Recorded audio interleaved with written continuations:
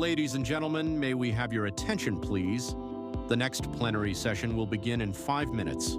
Kindly make your way to the plenary hall.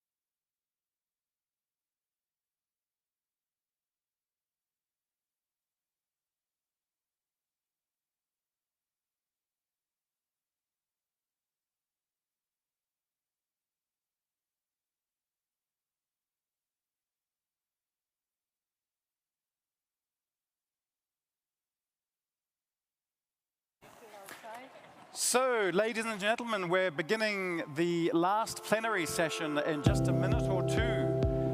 So please do make your way into the main hall. Thank you very much. We're starting the closing session, the last plenary session, in a minute or two. So please do make your way into the main hall.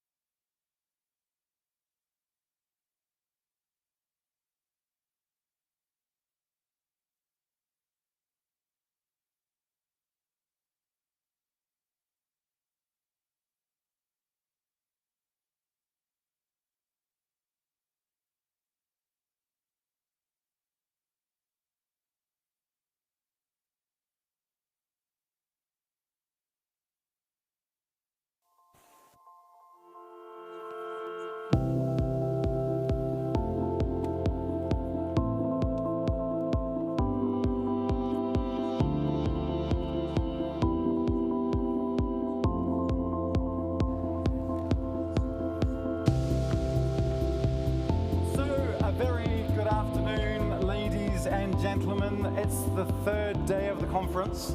I'm actually a little bit sad because this is the closing session. This is the closing plenary session. Sad, but also very happy because I've seen so much great work. There have been such a lot of networking, so many great meetings, people talking about their projects, people having debates on certain topics. People drilling down into lots of things that concern all of us when it comes to research, when it comes to the science of trying to fight the good fight, as I always say when it comes to oncology, when it comes to cancer. We have a great session lined up today. What I wanted to say, first of all, we are going to be having some speakers in the sessions to come who are going to be speaking in French, at least 2 or 3, so please don't hesitate. I know you've got the headphones also French speakers, you have translations into English, but do please come forward if you need to have a headset to hear the English translation of some French speakers. So we'll give you a moment just to come forward and to grab your headphones. There are plenty to go around, so thank you very much. I wanted to also say that I'm so pleased. I had a little chat with the powers that be to make sure that we had great weather this week, and I'm delighted to see that the sunshine is strong, almost a little bit too strong. We're only May, and it feels like summer today, but it's great that we have the air conditioning inside, but it's great that we've had this wonderful weather for all of you here in Lyon. Hopefully you've had a chance to have a look at our beautiful city. Between sessions in the evening, maybe even this morning you were up at 5 o'clock, the crack of dawn, for a run or for a walk around the old city. Hopefully you've been able to get a taste of Lyon as well, the wonderful food here. I think most people have got their headsets now, so I think we can begin with one of our closing sessions. We have a ministerial roundtable coming up in a moment, but before that, we want to put the focus on cancer control, resilience when it comes to cancer control. The title of our first session this afternoon is Cancer Control in Crisis, Resilience, Economics, and Policy Imperatives. And I'd like to call from IARC, from the Cancer Surveillance Branch, our moderator for this session, Dr. Isabel Soerio Mataram. A warm round of applause, please, for Isabel.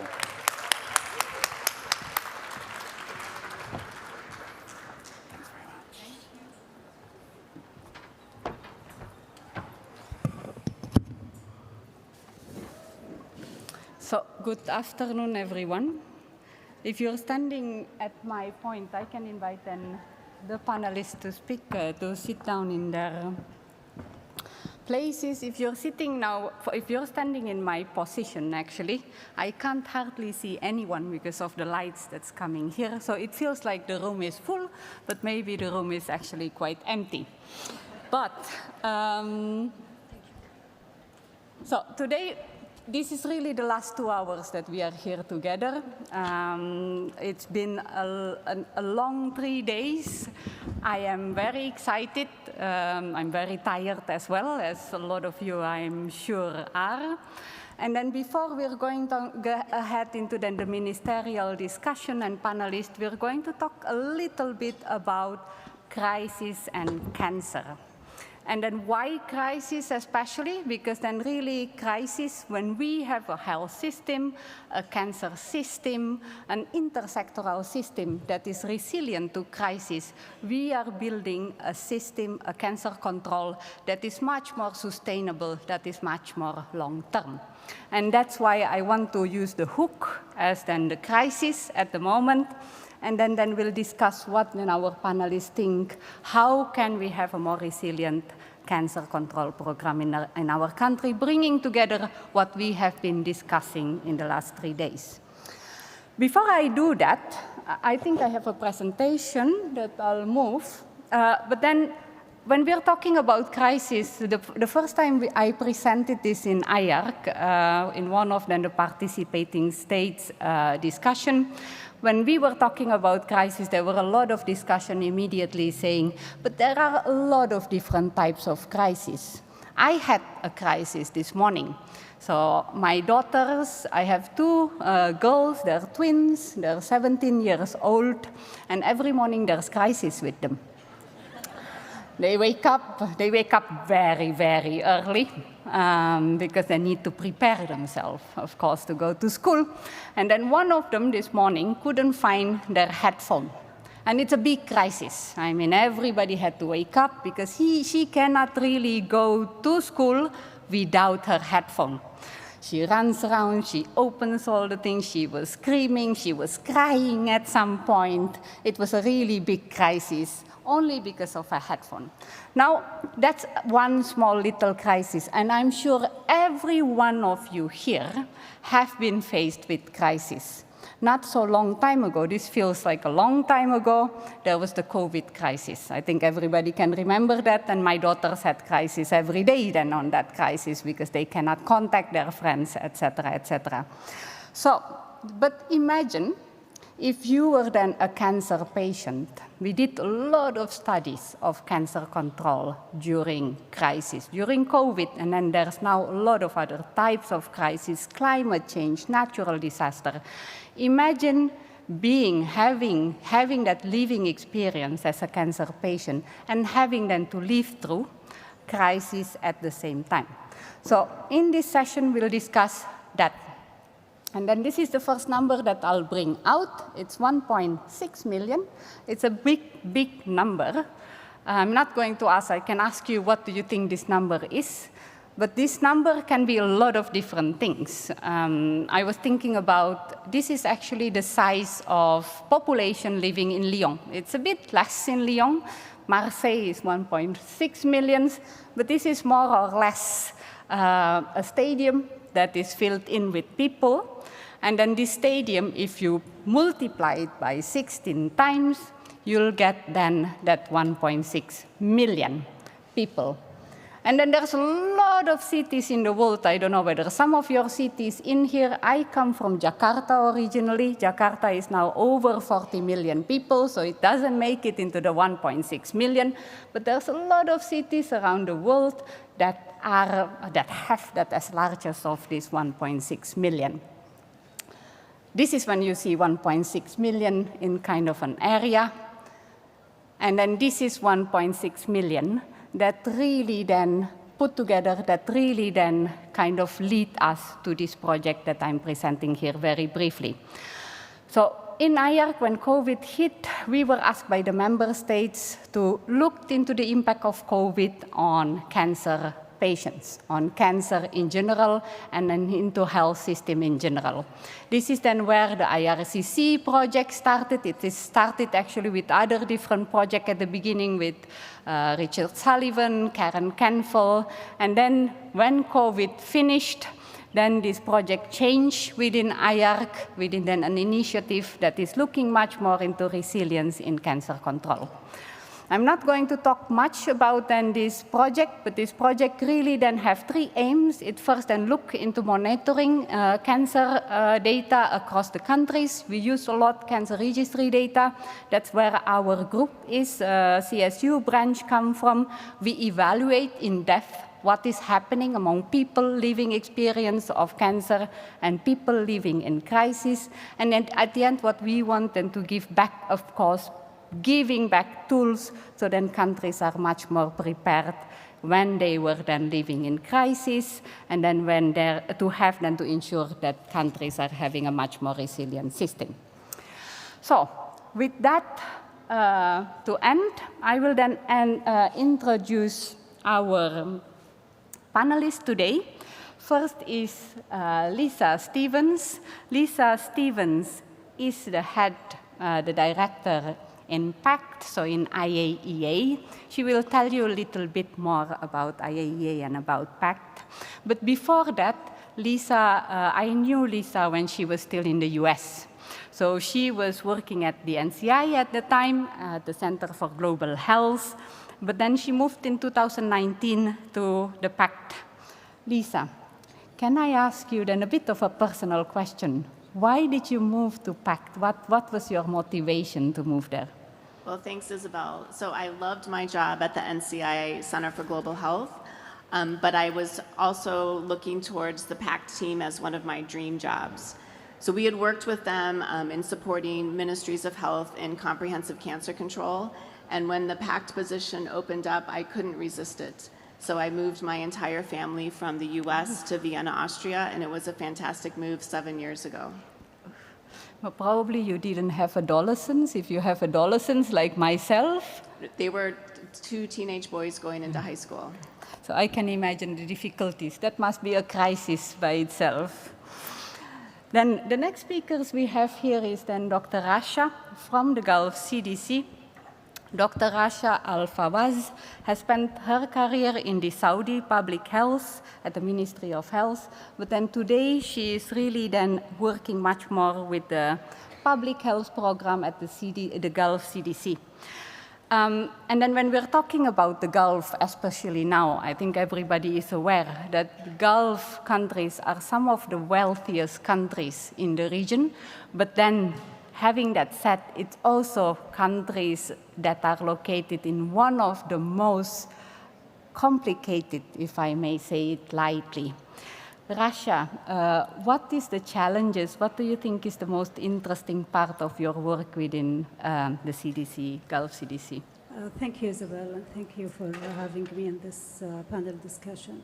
So the Gulf CDC, maybe there is a challenge and also there is a positive or a strength that we share, all of us, the same risk factors. We share the same roots, so we have a lot of commonalities and similarities. So this is the challenge, but again, the challenge now, having the recent crisis in the region, show us that the crisis cannot be usually and always only something like COVID, but it might be something political, but also it will affect the health. So this is one challenge that we really learn from, and we respond because we have that experience maybe previously from the COVID.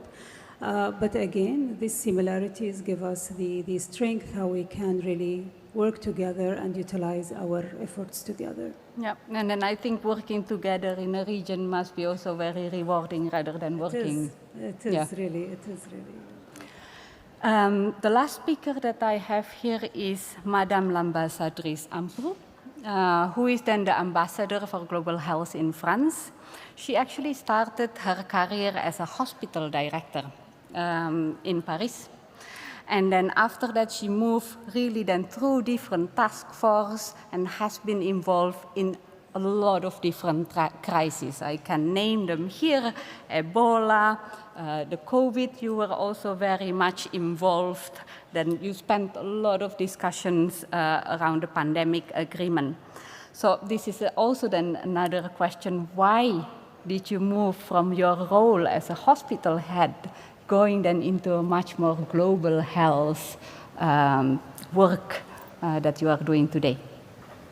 Thank you very much. I want to avoid a crisis here. As we are in Lyon, I will speak in French. Otherwise, I will have a crisis with my Ministry of Foreign Affairs. Alors, la question pourquoi, je ne sais pas répondre, sauf à dire que c'est une succession de crises aussi personnelles, puisque je suis arrivée dans le secteur de la santé par hasard.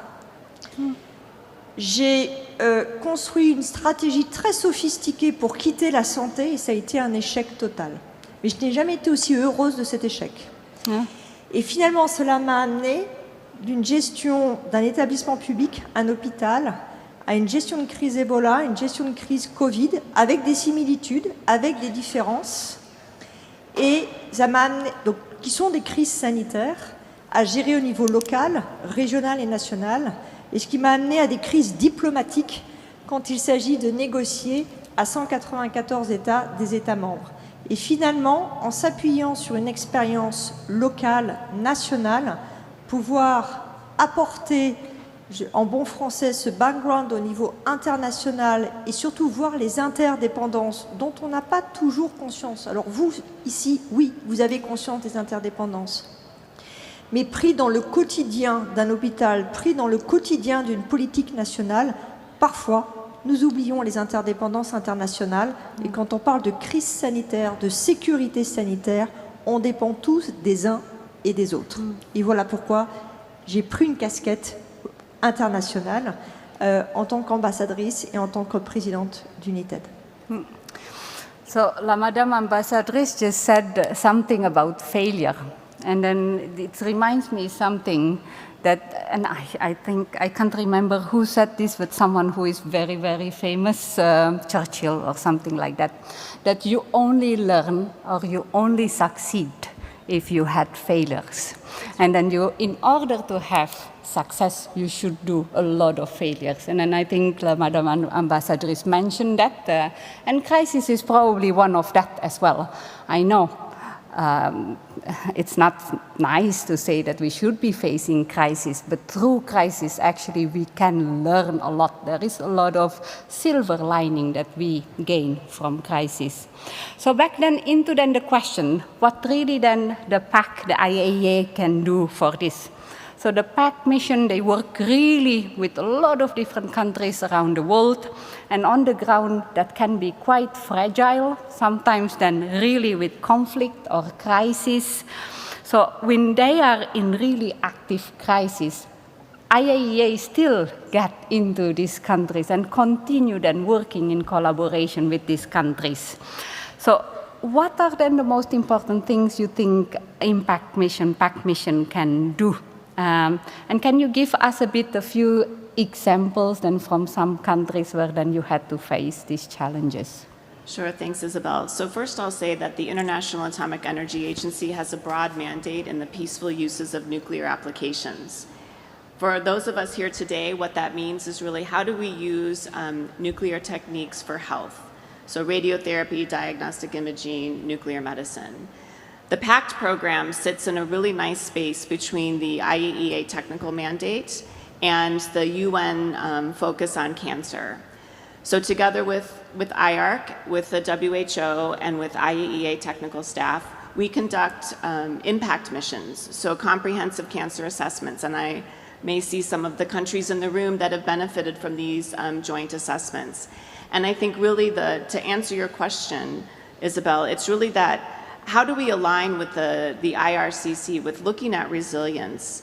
And it's really to understand the system and have those systems assessed and prepared and sustained so that during a crisis, the countries are able to continue services or be prepared for when the situation normalizes or minimizes a bit.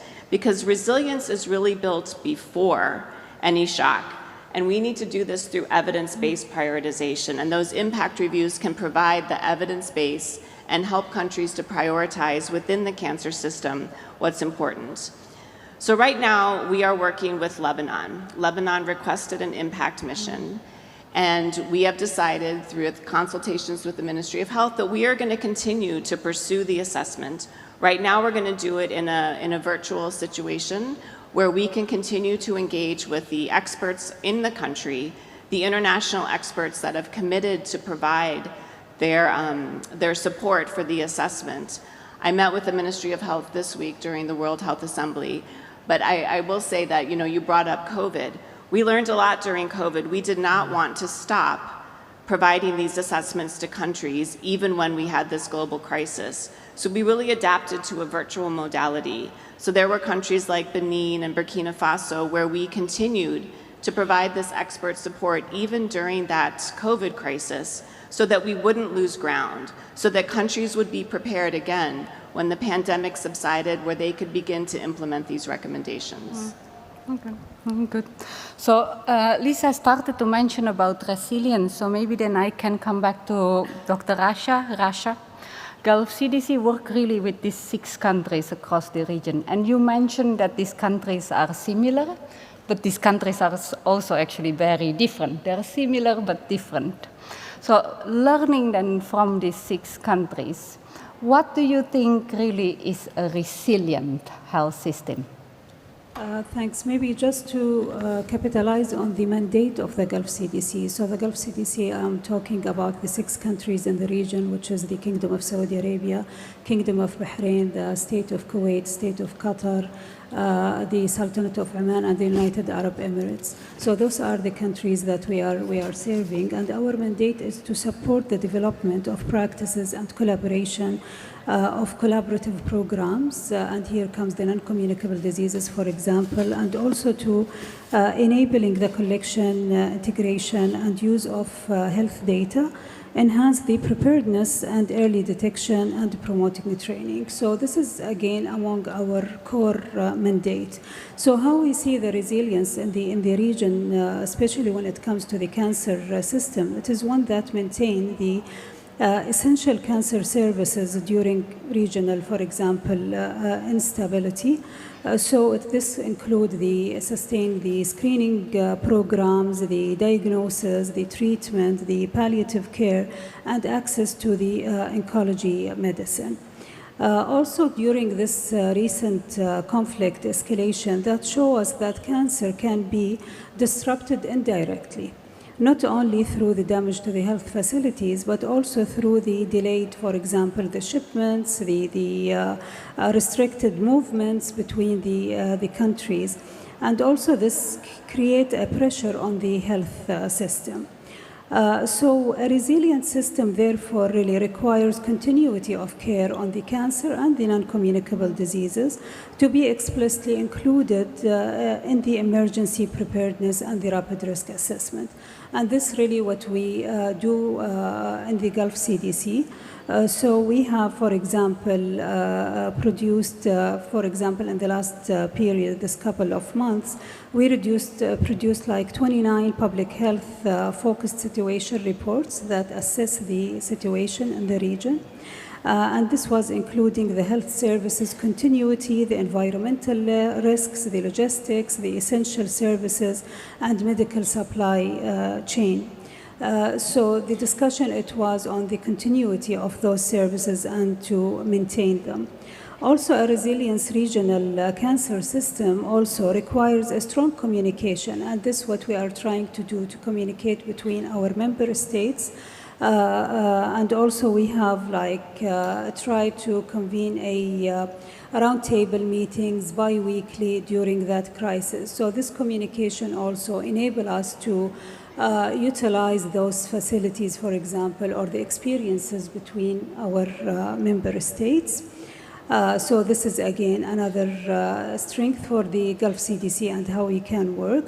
And finally, also the resilience, we are utilizing the periods of crisis also as opportunities to learn from it and to identify the gaps and build stronger and more responsive health systems.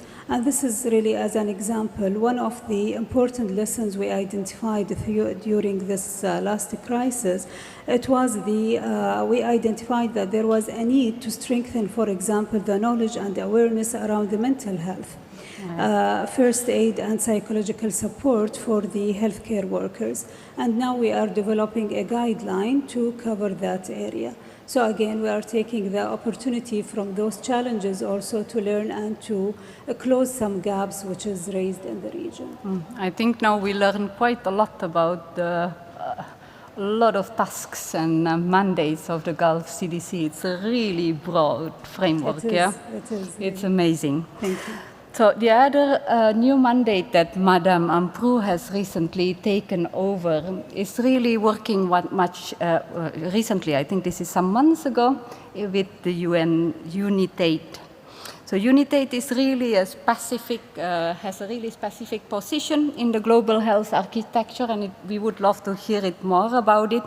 But when you see then crisis and cancer control, what are then some of the strategic priorities for UNITAID in this area of work?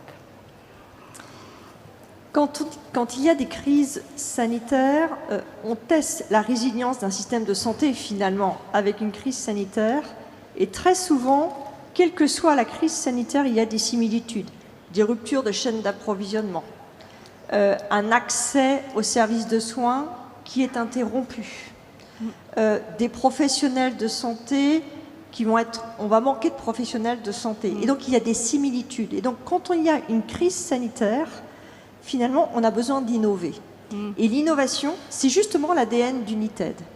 UNITAID est une petite organisation qui se concentre sur l'accélération de l'innovation. Mais ça ne s'arrête pas là, parce que l'innovation seule, ça ne sert à rien. L'innovation n'a du sens que si on donne un accès à l'innovation et que l'ensemble d'une population, soit sur une maladie, et notamment sur le cancer du col de l'utérus par exemple, on donne un accès. Et l'exemple d'UNITAID sur le sujet du cancer, ça concerne justement le cancer du col de l'utérus. Que fait UNITAID? UNITAID porte des innovations pour faire du dépistage précoce, ça veut dire mais ça veut dire aussi de donner un accès aux femmes au dépistage précoce dans des pays en développement, dans des régions plus reculées, à des femmes plus éloignées des services de soins, avec des nouvelles méthodes, de la formation des professionnels de santé. Une fois qu'il y a du dépistage précoce, quand il y a besoin, de pouvoir apporter des traitements avec des innovations. Et donc c'est comme ça quand dans certains pays, UNITAID intervient et dans des contextes de crise, avec de l'innovation, en s'appuyant sur les gouvernements, en s'appuyant sur les communautés et avec l'ensemble des partenaires. UNITAID ne travaille pas seul, c'est tout petit UNITAID. Donc on travaille forcément avec des partenaires locaux. On va apporter une solution et on va contribuer à la résilience d'un système de santé qui ne se fait pas en un clic, la résilience d'un système de santé. La résilience d'un système de santé se construit dans la durée en anticipant, en innovant, en investissant. Thank you. So now we heard a little bit about each of them, the institution that we are working with here. I want then to ask then the next few questions really then on the practical matters. So Lisa, again, you've worked really with a lot of different ministries, with a lot of different WHO region, and I'm sure that you've seen the whole full spectrum from very strong, resilient health system to then those that are much more fragile. From a practical point of view, IMPACT has these missions where then you work together, but then sometimes then you go on and then thinking of the implementation. Sometimes countries also say, oh, I don't want to do that, or I want to do this, right? So how does it look like actually the practical support that IAEA gives to country? Oh, thank you, Isabel. So I think really if we think of it in a three-step process, so assess, stabilize, and sustain. So I talked about the assessments, these impact missions that are done, again, at the invitation of a Ministry of Health. So we only go if a ministry invites us in. And then we assemble the team of international experts and work closely with the experts on the ground for that assessment. So we want to, again, make sure that it's evidence-based prioritization and that there is that relationship and that interaction between the national focal team and the international expert teams. So really in a crisis, what you need to understand, what the country, what the Ministry of Health needs to understand is where the system is breaking and what must be protected. The impact review approach provides this structured situation analysis, again, prioritized recommendations, short, medium, and long term. And if a country is moving into a crisis or emerging from a crisis, you have those staged and staggered recommendations. So we have some examples from some very fragile countries, and we've been working with them throughout the years. So one example is from Afghanistan, where we were invited in 2019 to carry out the first ever assessment of the cancer care needs in the country. And it was really, they described it as the first step to understanding what the gaps were and what the needs. So these impact assessments can help countries to prioritize interventions that can be used as a basis to secure strategic funding. So even under severe constraints, and there have been changes even since 2018 when the impact mission was there, it still can provide a baseline. Those recommendations can be revisited even a decade later, and a country can determine what still remains a gap area, what is still a priority, what has changed, and then there can be a reassessment if that's appropriate. The second phase is really stabilize. So when we address this continuity of essential care services, these diagnostic pathways. So again, thinking about the core technical areas of IAEA, the diagnosis, which is key in a cancer system, the radiotherapy continuity, and the structural underpinnings of safe and secure delivery of radiotherapy. Again, thinking about that in a crisis situation and what makes sense at the time. We also were invited into Syria to do an impact review. And that mission had been delayed. We started it in the virtual modality, and then we were able to go in and visit the country a couple of years ago, assess the cancer services nationwide. And it was really, how can we stabilize some of the core functions in the country to be able to provide that basic cancer care and while maintaining this quality, safety, and security because of the, within that context. And then the third point is sustainability. So that look at recovery and system strengthening. So the crisis response needs to ensure that there's the opportunity and the ability through these prioritized evidence-based recommendations to transition quickly into recovery and resilience building. So looking at that strategic plan, assessing the situation as it is now, and where does the country want to be? How do you follow up, and how do you bring partners around the table to, with this plan? And the last example in this area is Iraq. We were invited into Iraq, and again, we started the assessment in the virtual modality. The team was able to go in, and I was just so happy last week at the Cancer Planners Forum, which has been mentioned already, to see the representative from Iraq talking about the importance of that impact mission, how they're continuing to build relationships for training, again, to strengthen, how they want to expand their cancer services, and asking for a follow-up review, again, maybe in a virtual modality, to look at the progress that they've made. So I think, depending on where a country is, there are opportunities along that pathway. Yep.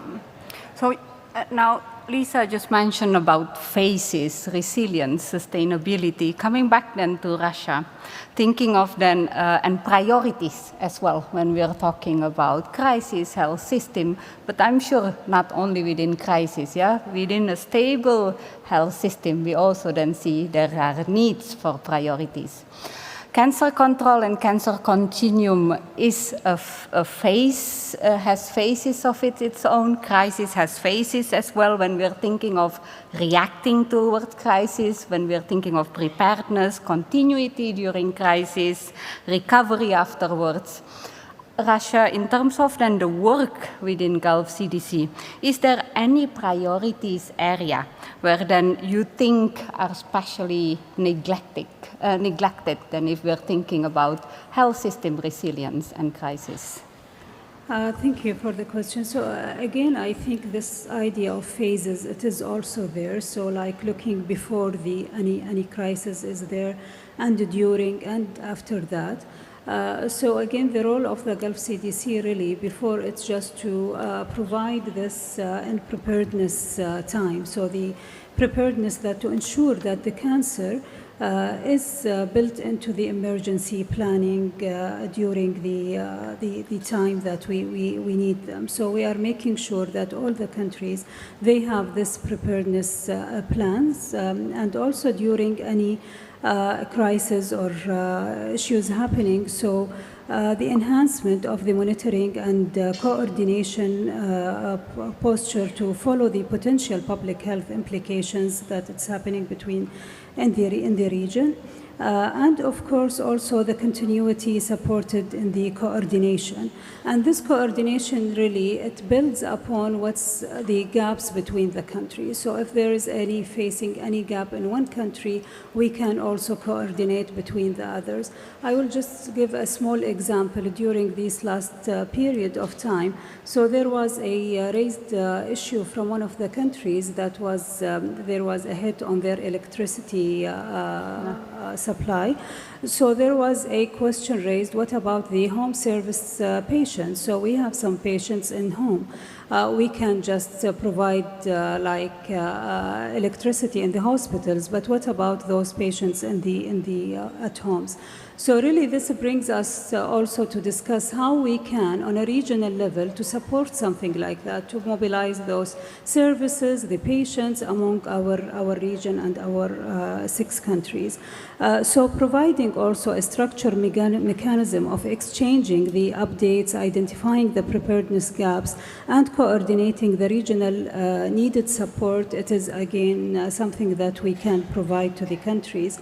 And also we can support countries in assessing what was disrupted, such as the delay of the screening, the treatment interruptions, the medicine shortage, the services blockage, and then use the regional coordination mechanism to support these shared learning.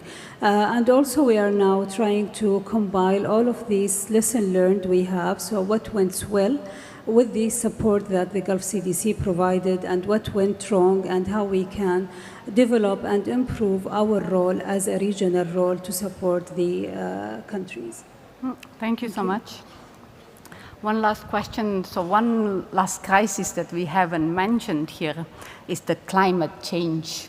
Sometimes I'm quite happy with the climate change. I come from a warm country, and then when you're living through the winter in Lyon, you kind of then quite glad if then the winter is not so cold. But climate change is real. But often when we're talking with governments and so on, climate change is often put aside because climate change is diffuse. Climate change takes a long time, and government often then are more reluctant to work together in actions, in programs that may take a long time to take impact. Climate change is one of the key priority areas of UNITAID. So what do you think institutions around the world should be doing today to build a more climate resilience institutions on top of their health system? Le changement climatique est vraiment transversal et touche toutes les institutions et en fait challenge la résilience des systèmes de santé. Et je pense que c'est un point important.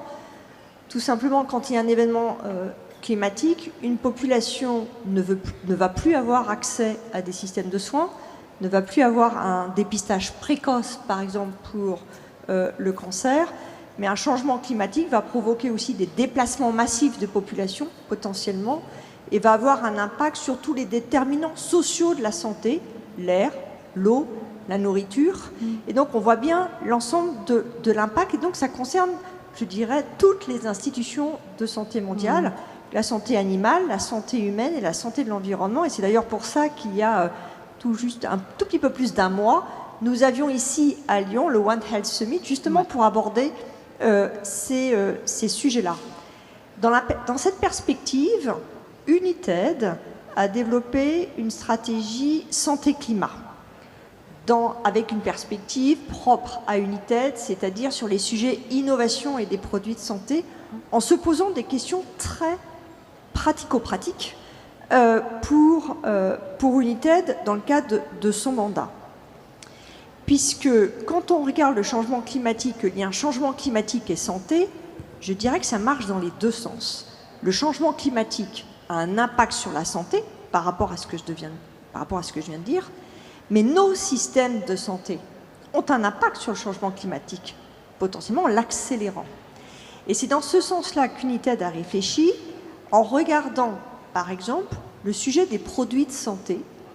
D'une part, dans un contexte de changement climatique, comment s'assurer qu'on garde un accès à un produit de santé dans de bonnes conditions et comment s'assurer que la production des produits de santé ne contribue pas à l'accélération du changement climatique.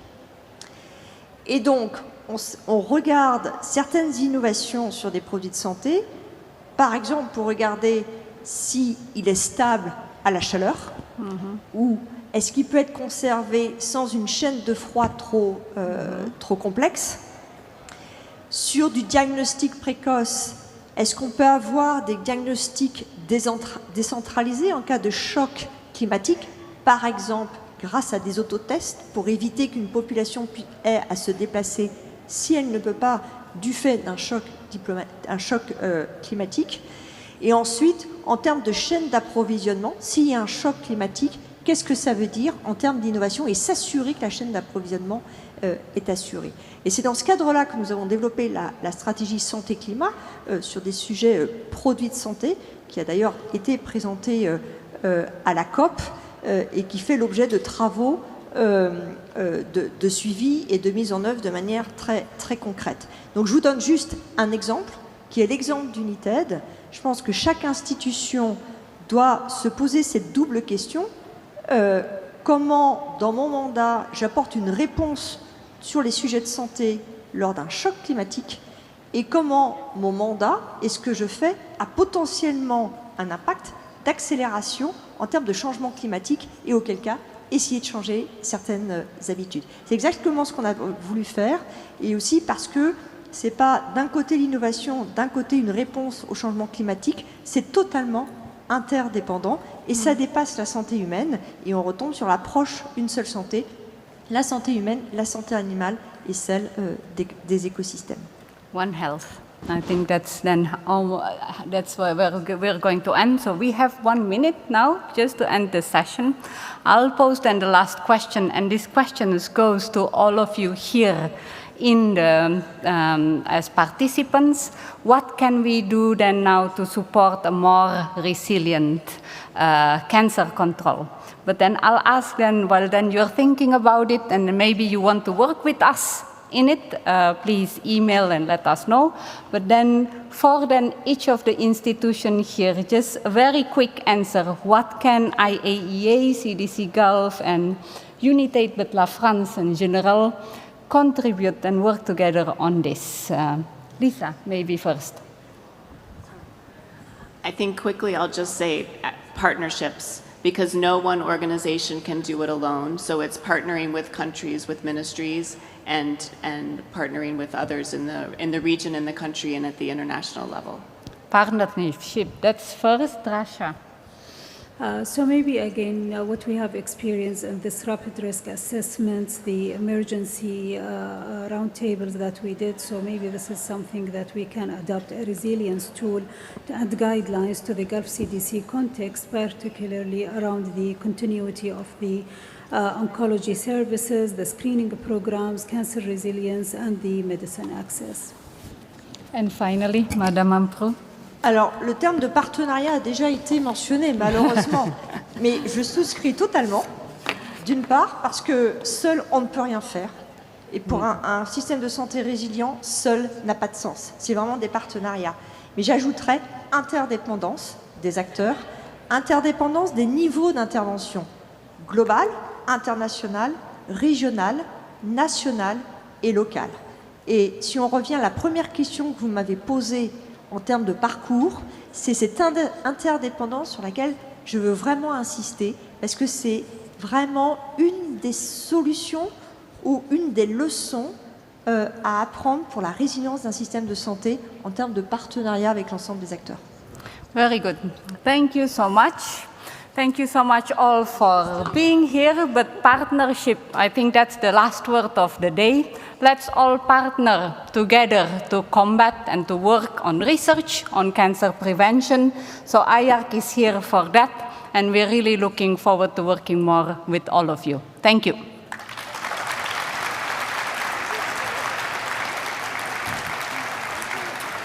Thank you very much. Thank you to our panelists. Isabel, thank you very much. Great insights on day 3 of this conference. Thank you very much. Thank you for your insights. I said at the very beginning of this conference that we were coming from all 4 corners of the globe, which is fantastic. And we do have a ministerial roundtable coming up in just a moment. We have special VIPs, ministers coming from far afield. But what we wanted to do was just to have a couple of video messages.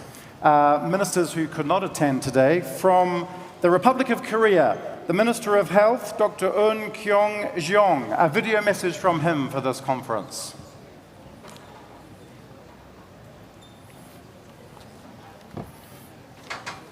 Hello, my name is Dr. Jung Eun-kyung, and I am the Minister of Health and Welfare of the Republic of Korea.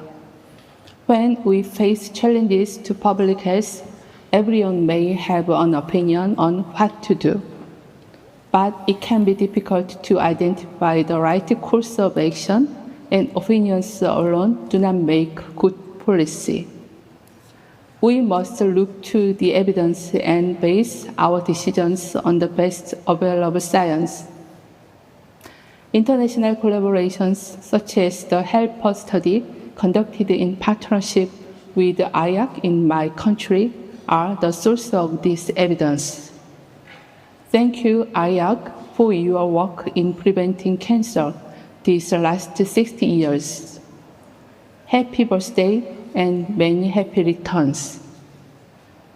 Great, warm round of applause. Thank you very much. And we had somebody from Korea on one of the panels on the first day, so great to have that representation. Also a message now from the Minister of Health in Germany, Nina Wakin. Excellencies, honorable guests, ladies and gentlemen, I would like to take this opportunity to extend my warmest congratulations on the 60th anniversary of the International Agency for Research on Cancer. Germany was one of the founding members when IARC was established on the 20th of May 1965. We have watched IARC grow and are delighted that many more countries have decided to join.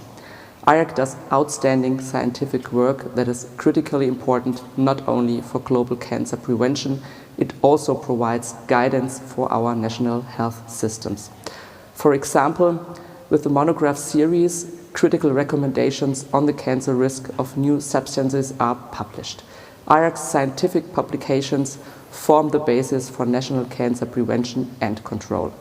Germany remains a steadfast supporter of IARC. Today, I am very pleased to announce that Germany will provide IARC with an additional 600,000 euros in funding. I wish you fruitful discussions in this session and a successful conference. Thank you. Thank you very much. Also some good news there with the announcement of the funding, so that's always great to have that at the end of a conference, so thank you very much. Now we go to Egypt. The Minister of Health in Egypt, Dr. Khalid Abdel Ghaffar. A video message. Excellencies, distinguished colleagues, esteemed partners, and public health leaders, it's a great privilege to address you today at the International Agency for Research on Cancer, an institution that represents scientific excellence and our collective commitment to advancing cancer control through evidence, innovation, collaboration, and equity. Egypt's journey in cancer control is not merely the story of a national program, it is a story of a national transformation. Transformation guided by Egypt Vision 2030, which places health, equity, innovation, and sustainability at the center of our national development agenda. Our partnership with the IARC reflects the core principle of Egypt Vision 2030, particularly the pillars of knowledge, innovation, and sustainable healthcare.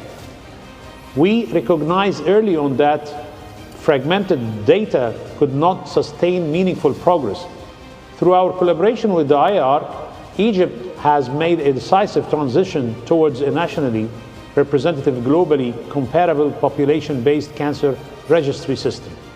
Together, we have aligned our cancer data system with international standard integrated screening, diagnosis, and treatment, and outcomes into a single comprehensive continuum of care and embedded reporting mechanisms within the healthcare system to ensure sustainability and accountability.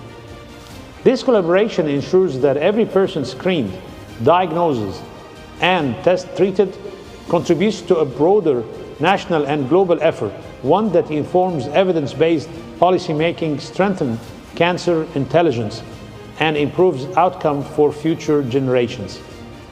Since 2019, a screening program for 6 types of cancer has been ongoing under a presidential public health initiative, covering liver, breast, colorectal, lung, prostate, and cervical cancers.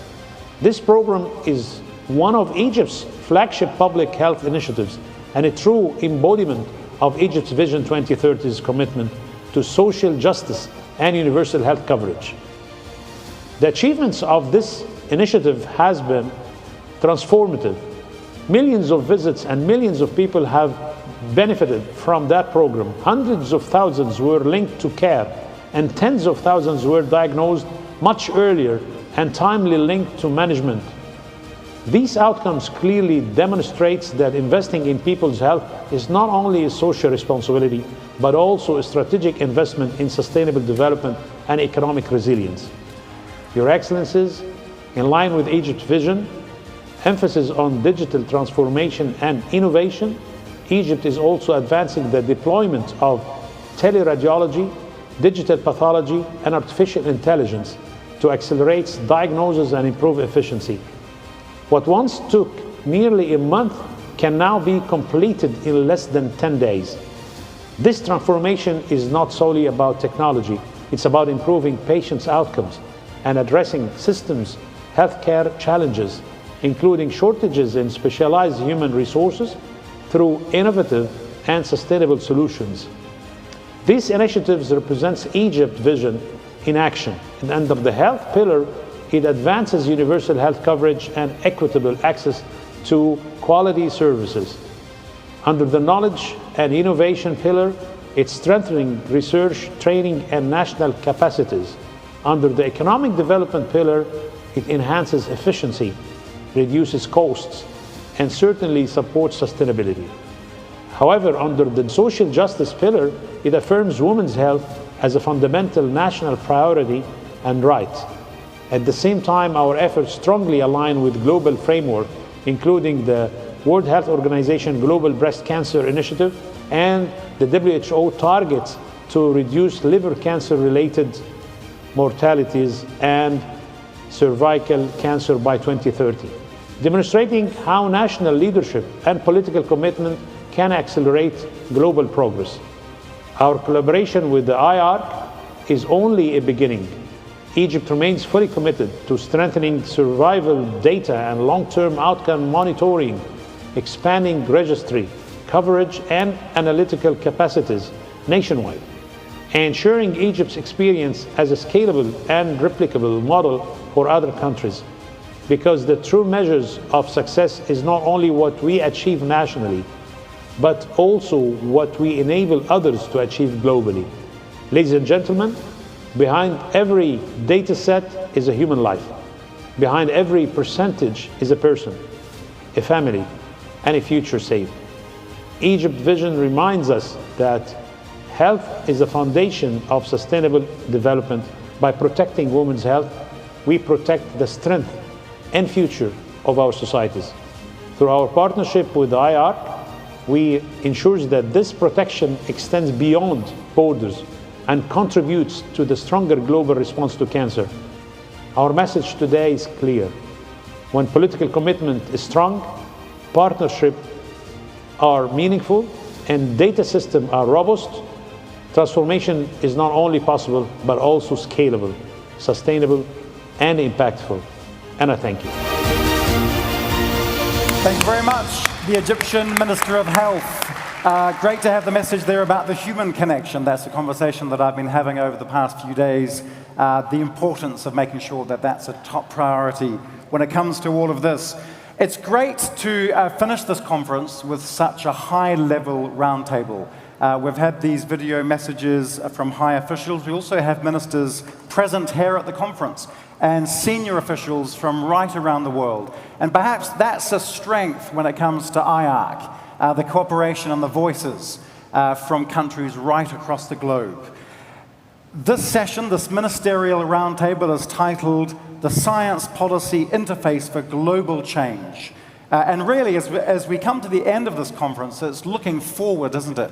It's taking a lot of the information, a lot of the talking points, and see how we can move forward. To moderate this session, I'd like to call onto the stage, please, now, Dr. Elizabeth Vitapas, Director at IARC, onto the stage. A warm welcome. Thank you very much. Elizabeth, thank you very much. I'm also going to call all of the panelists onto the stage as well. From France, we have the Deputy Minister of the Ministry of Health here in France, Camille Gallia-Minier, as well onto the stage. A warm round of applause representing France. Here we are. Thank you very much. Great to see you. And also, just a reminder, and if you wanted to take your seat at the far end, that's great. Don't forget, we are going to be having some translations available. So if you have your headphone, if we are speaking in French, you have a translation into English. Also with us from Brazil, the Minister of Health from Brazil, Dr. Alexandre Padilla. A warm round of applause, please. Thank you very much.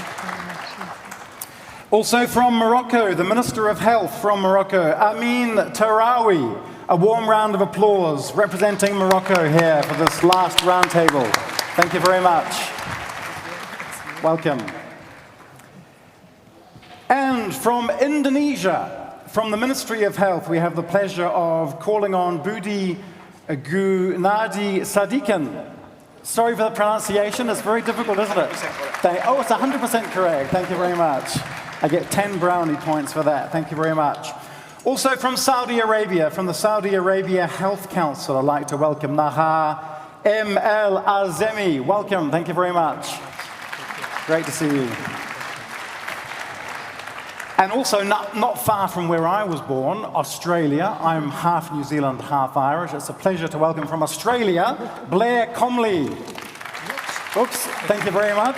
The Secretary at the Department of Health in Australia. So when I say all four corners of the world, it absolutely is that.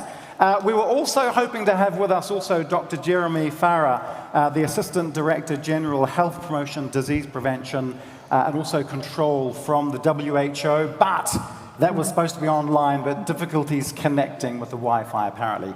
So great. Over to you, Dr. Elizabeth, for this roundtable. Thank you very much. Thank you very much. Distinguished ministers, esteemed colleagues, and honored guests, it's a privilege to welcome you to this Ministerial Roundtable discussion. In opening this session, I would like to frame our conversation around a simple proposition. Cancer research delivers value when it helps countries make better decisions for their populations. This afternoon, I invite you to focus on the practical conditions under which evidence becomes impact. Stronger prevention strategies, more effective screening programs, earlier diagnosis, better organized care pathways, and improving monitor of outcomes and inequalities. While implementation is national, no country acts in isolation. International scientific cooperation is essential to provide robust data, common standards, evaluation tools, and comparative experience that allow ministries of health to move faster and with greater confidence.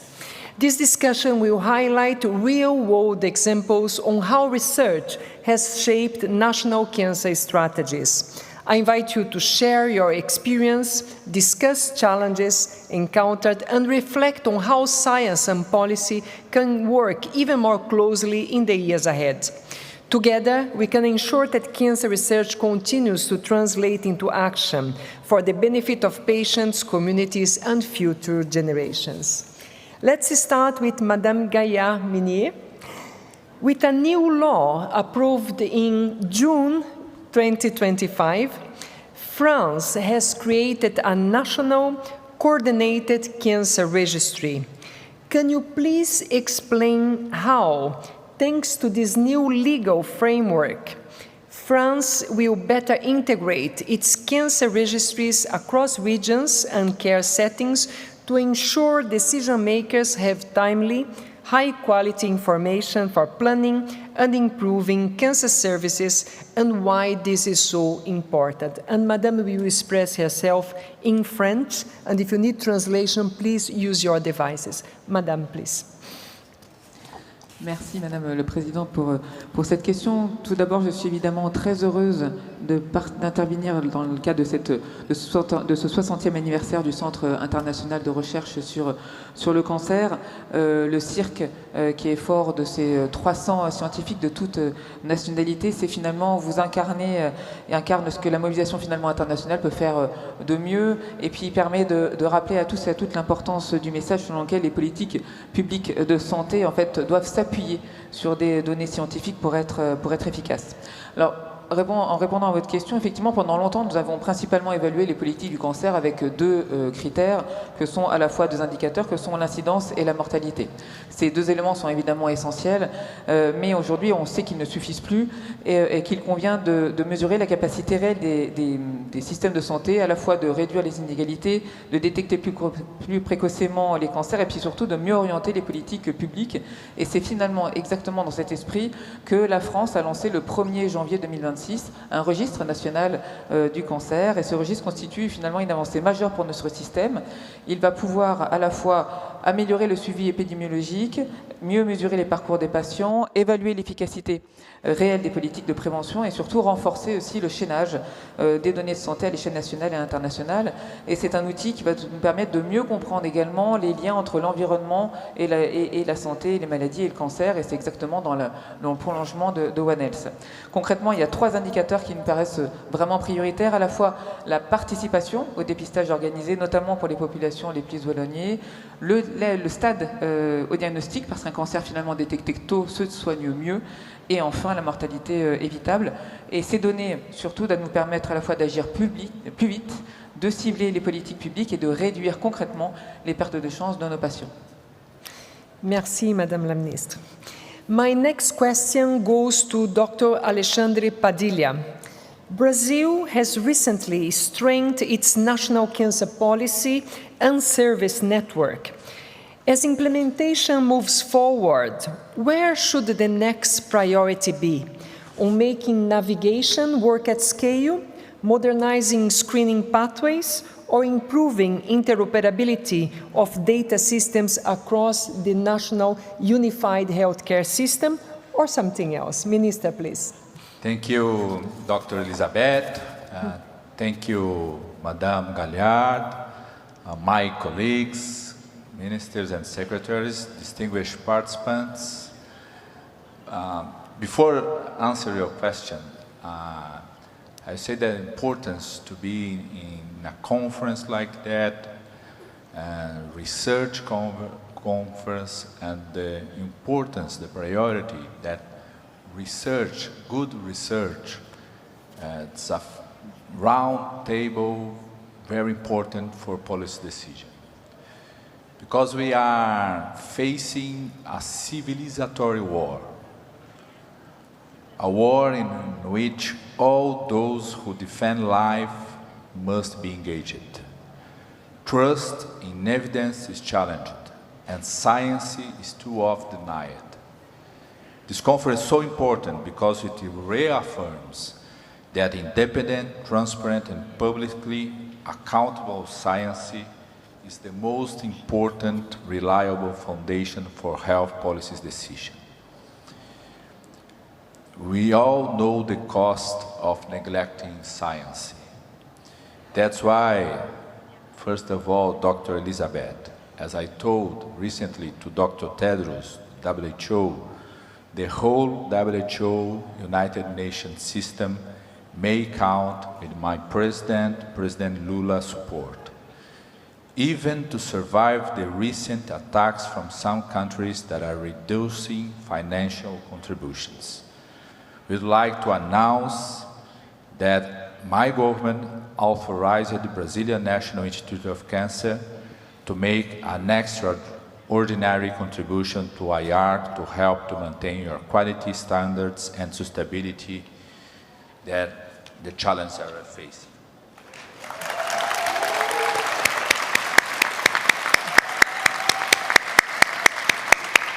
My country faced the impact when negationism dictated political decisions.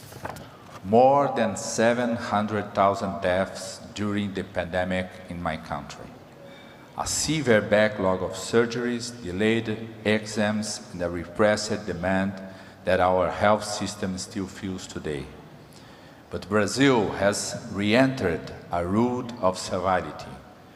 President Lula da Silva stated as a mission, build the largest public, universal health facilities network in the world to prevent diagnosis and care cancer. Last week, in his presence, we established new public financing mechanisms to expand breast reconstruction after mastectomy and to incorporate oncological robotic surgery, as well as 26 new chemotherapy schemes to the Brazilian universal free public health system. This decision will guarantee universal access to cutting-edge treatment and technology to everyone that needs. From our perspective, innovation without access should not be called as innovation. Innovation without free access is injustice. That's the word that it should be called. We are transforming reality through the Agora Tem Especialistas, our national program to enhance specialized care access, providing specialized medical doctors, connecting specialized care with primary care, real-time monitoring, and pursuing reduction of waiting lists. For cancer, time is life. We expand and updated screening programs, settled Diagnosis National Center to reduce the time to the results of pathological examination from an average of 8 months in remote areas to less than a week. We are also executing the world's largest purchase of linear accelerator, more than 155 new equipments. New financing mechanisms to encourage performance and capacity, Monitoring of radiotherapy centers are also established. We are also expanding radiological image equipment to provide faster diagnosis and treatment follow-up. The pathological diagnosis is part of the digital health transformation that we begin in Brazil, in my country. Interacting with your question, Elizabeth, I would say that it helps to achieve what I think it's the most important next step, to scale up patient navigation work. The key points of your questions are linked. We will only achieve this goal if we improve interoperability of data systems across SUS, our national health system. The use of artificial intelligence will identify early warning signs, ensuring a continuous human-centered patient journey, while data interoperability guarantees that a universal system like SUS speaks the same language. We've already achieved good results. We reached to 340 accredited oncology centers nationwide. In 2025 compared to 2022, our national public health system has increased in 40% the number of oncological surgeries, in 30% diagnosis exams, 22% radiotherapy procedures, and 20 chemotherapy treatments. Thank you. Thank you. Thank you, Minister Padilla.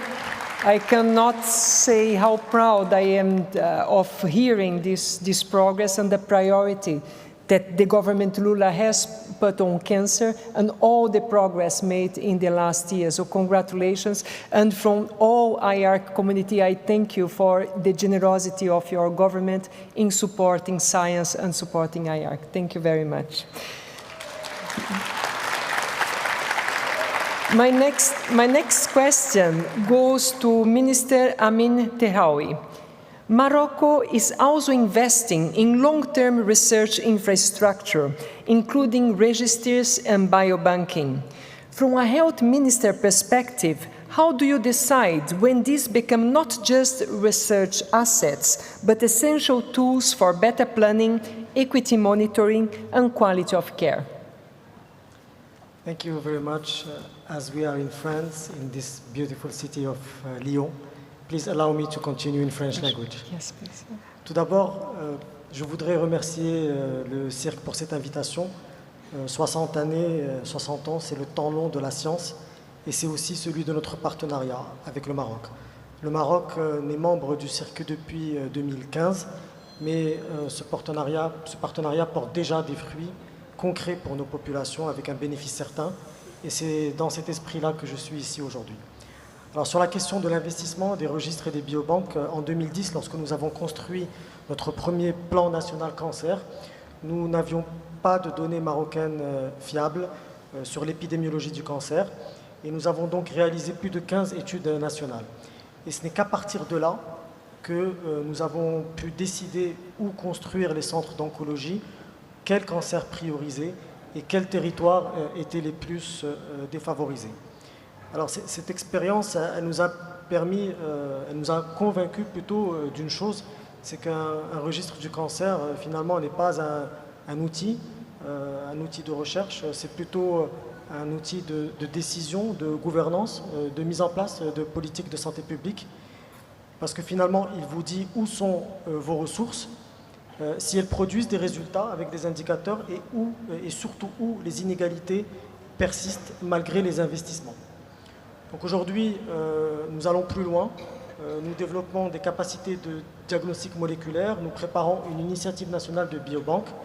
Et pourquoi? Parce que finalement les données marocaines et de manière plus large les données africaines sont encore dramatiquement sous-représentées dans la recherche internationale et cela a des conséquences directes. Les thérapies développées sans nos données ne sont pas nécessairement calibrées pour nos populations. Et ça, c'est un véritable enjeu pour le futur. Donc aujourd'hui, en conclusion, pour répondre à cette question, je dirais que le Maroc ne veut pas seulement être un terrain d'application de l'innovation mondiale, mais voudrait en être un contributeur. Et c'est le sens des investissements que nous opérons aujourd'hui. Je vous remercie. Merci. Merci, Monsieur le Ministre, pour ces clarifications. My next question goes to Minister Budi Gunadi Sadikin. As Indonesia strengthens its cancer registry and research systems, what should success look like by the end of this decade? A better national coverage, better data linkage, or stronger use of registry data to shape investment and service planning, or something else? Minister, please. First, I would like to say happy anniversary, IARC. Cancer is very personal to me because my father died 20 years ago of multiple myeloma when he was 84 years old. My mother died just 1 week before my father because lung cancer. My father-in-law died about 15 years ago because of prostate cancer. And my mother-in-law died 40 years ago, even I haven't got the chance to see her, with breast cancer. So cancer became very personal to me. So when I became the health minister in 2020, at the end of 2020, very busy handling COVID, I just started become the true health minister in 2023. Now I look into cancer. I just realized that Indonesia doesn't have the National Cancer Control Plan. So with the help of IARC, IAEA, and also WHO, for the first time, Indonesia had our National Cancer Control Plan in 2024. Our registry compared to our friends here is far behind. We have a cancer registry, but not up to the standard. And even until now, I'm still struggling to put Indonesia on the CI5 latest volume. So I gave a task to my team with the help of Elizabeth. This volume, Indonesia should have at least 1 city. And every 5 years, we have to add additional 10 cities, put into the CI5 volume. And to do that, for the first time, I came to this magnificent location a month ago. I heard about IARC, I'd never seen IARC, and never met with Elizabeth. So last month, I came to IARC. And I didn't see Indonesian flag. And I know IARC is a member of WHO. Why my flag is not here? I only see the French flag, the Brazilian flag, Saudi flag, the Moroccan, Australian, but my flag is not here. Because you are not a member of IARC. So because I know that I have a lot to catch up with my friends here, we have decided that this year our flag will rise. Indonesia will become the member of IARC. And although we are not as rich as our Brazilian friends, we will pay our dues. So, ladies and gentlemen, we know we have a lot to catch up. That's why we have to work hard. Cancer kills 240,000 Indonesians registered. I believe the numbers are more. Number 1 is breast cancer, number 2 is cervical cancer, number 3 is lung cancer, number 4 is colorectal. So we have, and to handle cancer, I learned from Elizabeth, you need to diagnose early and you need to treat early. So screening is very important. Screening is very important. Last year, Indonesia embarked a very aggressive screening program to 280 million Indonesians. Last year we reached 70 million. This year our target is 136 million. For breast cancer, we distributed 10,000 ultrasound at 10,000 primary healthcare clinics in 10,000 districts. So Indonesia have 1 country, 34 provinces, 514 cities, 10,000 districts in 85,000 villages across 7,000 inhabited islands that serve 280 million people of Indonesia. So we deploy 10,000 ultrasound to do screening of potential breast cancer. If you identify as potential breast cancer, with the help of World Bank, we borrow $4 billion loan to deploy 514 mammogram in 514 cities to be able to do mammography, because breast cancer is #1 killer. When I joined, out of 514 cities in Indonesia, only 80 cities have mammogram facilities. You know, to make it more advanced, we decided to buy 16 PET scans deployed across the country in 16 provinces. For your information, December 2022, Indonesia, large country, 280 million people, 7,000 islands, we only have one city with 2 PET scans in Jakarta. So can you imagine the problem just to do a proper cancer screening? Now we increase that to 10, we will have 16 by the end of 2027. On top of breast cancer, cervical cancer, Indonesia is behind. We just launched our national HPV immunization program in 2023. We know we are behind. We know we are not as rich as our neighbors here. So that's why, with the help of IARC, we had made the decision by 2025, we reduce from 2 doses to 1 dose. So we accelerate. We finished the 11 and 12-year cohort. Last year we start with 15 and 16 catch-up program. This year we start with another catch-up program for women 20 to 31. And next year we will start with the boys on immunizations. We started last year to deploy HPV DNA testing as a standard. And then with the help of St. Jude and also there is a famous hospital, I'm sorry, I forget the name of the hospital, MD Anderson, yeah, somebody over here said, we deploy in our Puskesmas 10,000 thermal ablation technique, tools. So we can do thermal ablations for the HPV cancer. Because this cervical cancer kills 35,000 Indonesian women.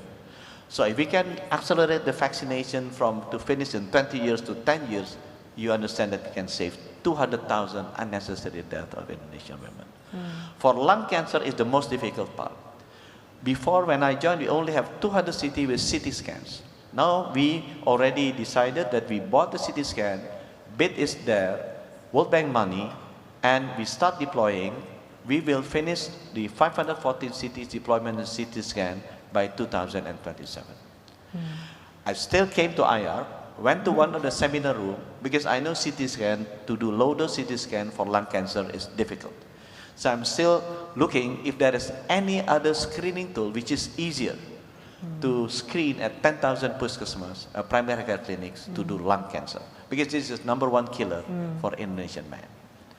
For colonoscopy, we also have issued a bid, and the colonoscopy has been deployed into 514 cities.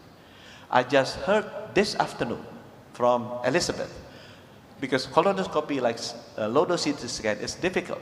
We have hundreds of millions of people. We cannot send them to do screening in the hospitals. Elizabeth told me, why don't you learn from Brazil? Because they did what called FIT, the fecal whatever blood testing, that which is cheaper to do and faster. So instead of doing it at 514 cities, we will do it in 10,000 Puskesmas. So ladies and gentlemen, what I would like to share with you is, for somebody that behind, we have to have more energy and passion to catch up with our friends.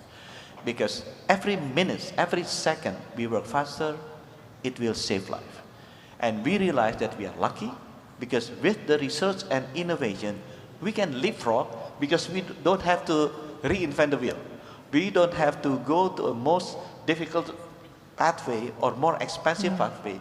We can go directly to the cheaper one, as long as my friend here would give it for me for free without paying any intellectual property expenses. Thank you. Thank you. Thank you, Minister Budi.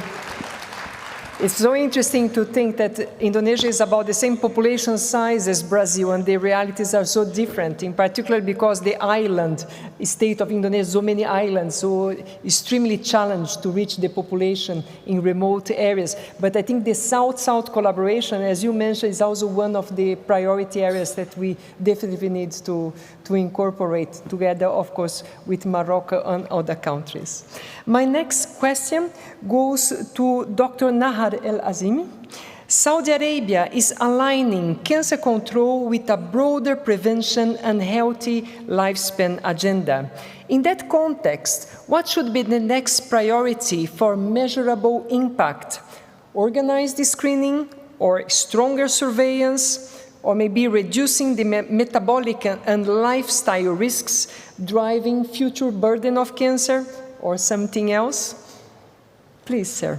Thank you very much, Dr. Elizabeth, and thank you for the invitation to celebrate the 60th anniversary of IARC. And I really want to congratulate you and the IARC team and all the member countries for the achievements really over the last 6 decades. We can see this, the impact of IARC, internationally, and we can, for example, in our Saudi cancer registry, we really received a great help from IARC in building the registry, which is now we are going to celebrate the 34th anniversary for our registry, which was established in 1992. And talking about the priorities, in fact, cancer control in Saudi Arabia is coming integrated with the broader vision of 2030. In 2016, the Crown Prince Mohammed launched the Vision 2030 with multiple programs in all aspects, with 3 pillars: to have a thriving economy, ambitious nation, and vibrant society. And one of the main focus was a healthy lifespan.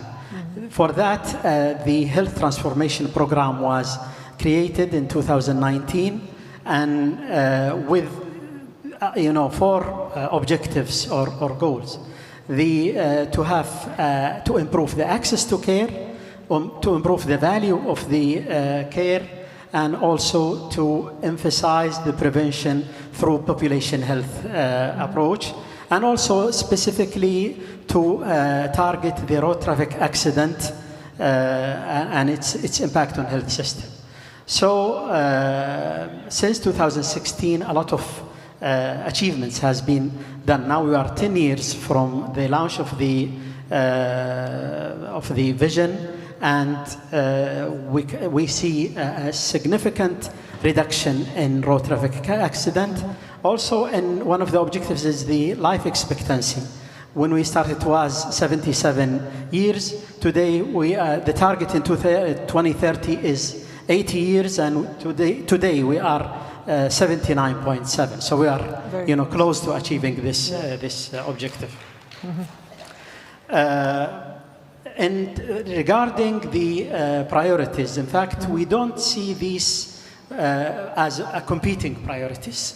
I think we need all of these: organized screening, surveillance, early detection. All of them are definitely necessary, and any health system, if we didn't intervene early, especially in the detection and the screening, we will pay a big cost. The cost of management will be higher, and the impact on whether it's on the social or psychological or the physical impact on the patient and the population will definitely be high. So this is why in Saudi Arabia, part of this vision, we focus on the prevention and screening, and through our cancer registry, we started to observe significant improvement in the early detection of breast cancer, for example. Almost 70% of the ladies, they come early, and we managed to improve the mortality rate and the cure rate. So I think those challenges we are facing, it's not only coming through these options, but also we have to treat the underlying cause. Like all the other, we have a challenge of obesity, challenge of smoking, and also inactivity, lifestyle, also the dietary causes of cancer. So for this, a lot of education campaigns are now active in the school and in, in different aspects. So in answering your question, I think through a comprehensive approach to health in the general wide definition, we can work on cancer control and have a better outcome to our population. Thank you. Thank you. Thank you very much, Dr. Alzeni. My next question goes to Dr. Cumley. How is evidence applied in the Australian context to population-based cancer screening programs, including design, eligibility, and implementation? Thank you very much, Elizabeth, and congratulations on your 60th year. That means you're in what should be the healthy ageing stage, and I hope that you've already for 10 years been doing sit to stand and other strengthening exercises so that you can really be a good organisation again at 80. The other thing, before we get into the evidence, that I've been inspired by today being at IARC is the number of conversations about eliminating some cancers from being practical health concerns. And I think if you said that to most of the general public, that was a realistic ambition, they would stop and think very carefully because of the example of people like the family of Pakbudi when they think about the impact of cancer on their lives. When we think about the evidence that we bring to our approach to public policy, I think the screening programs are a classic example of that evidence-based approach.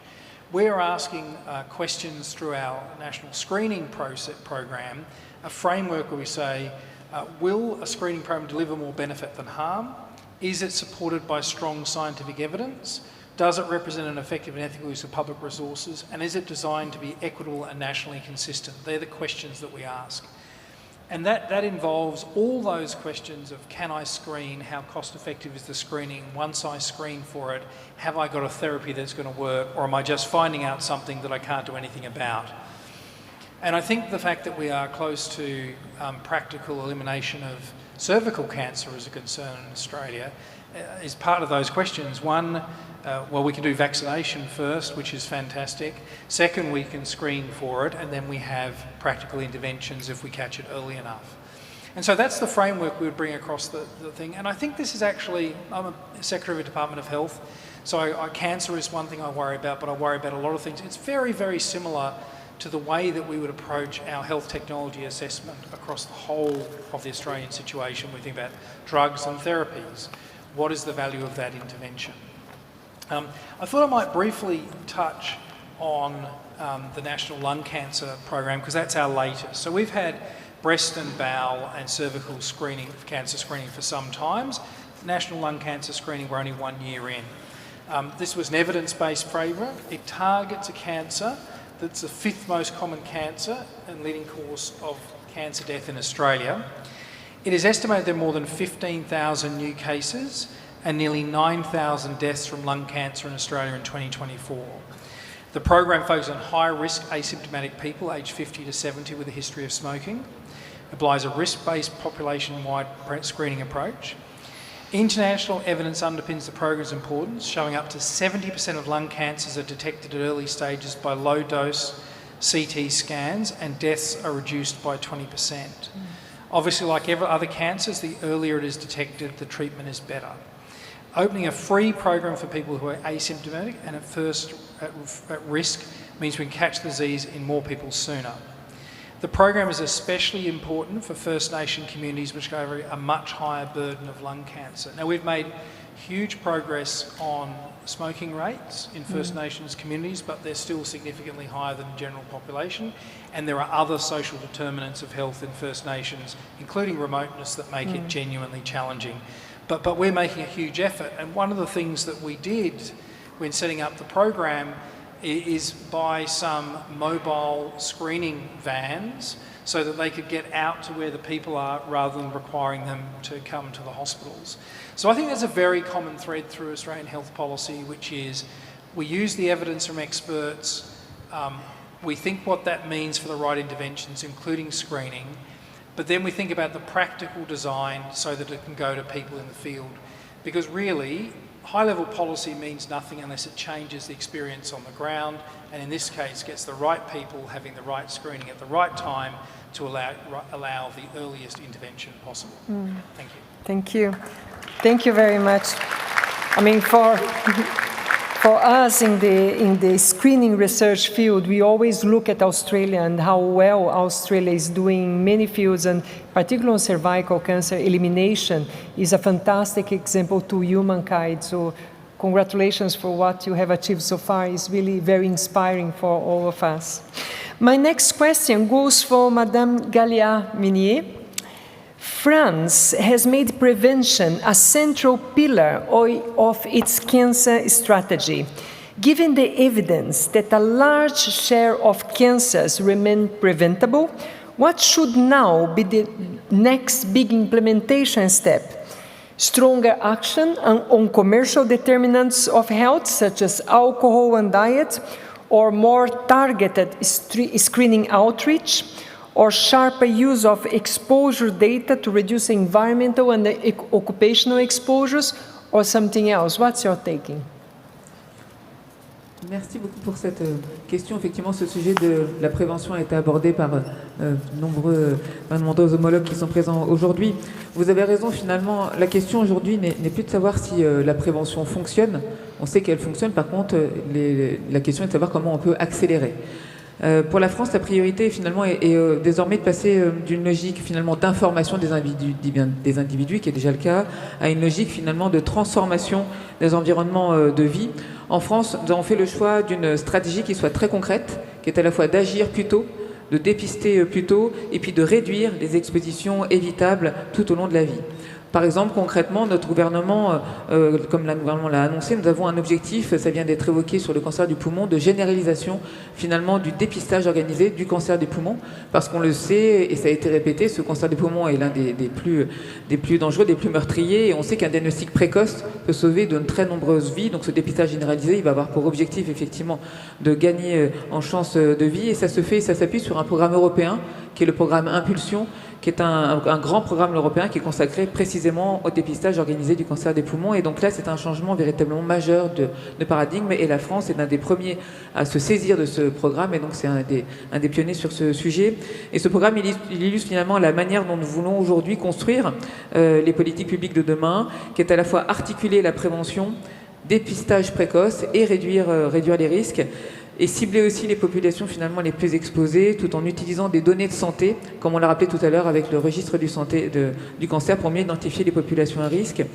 Bien sûr, nous devons finalement continuer à agir très fortement sur les grands facteurs évitables que l'on connaît, le tabac, l'alcool, l'alimentation, et puis les expositions, certaines expositions à la fois environnementales et professionnelles. Sur le tabac, nous avons des grandes campagnes de sensibilisation et aussi de développement d'outils d'aide, comme des sites Alcom Info Service. Et puis sur le tabac, nous avons évidemment des plans de lutte et de plans de lutte contre le tabac qui mobilisent évidemment l'ensemble des acteurs sur ce sujet.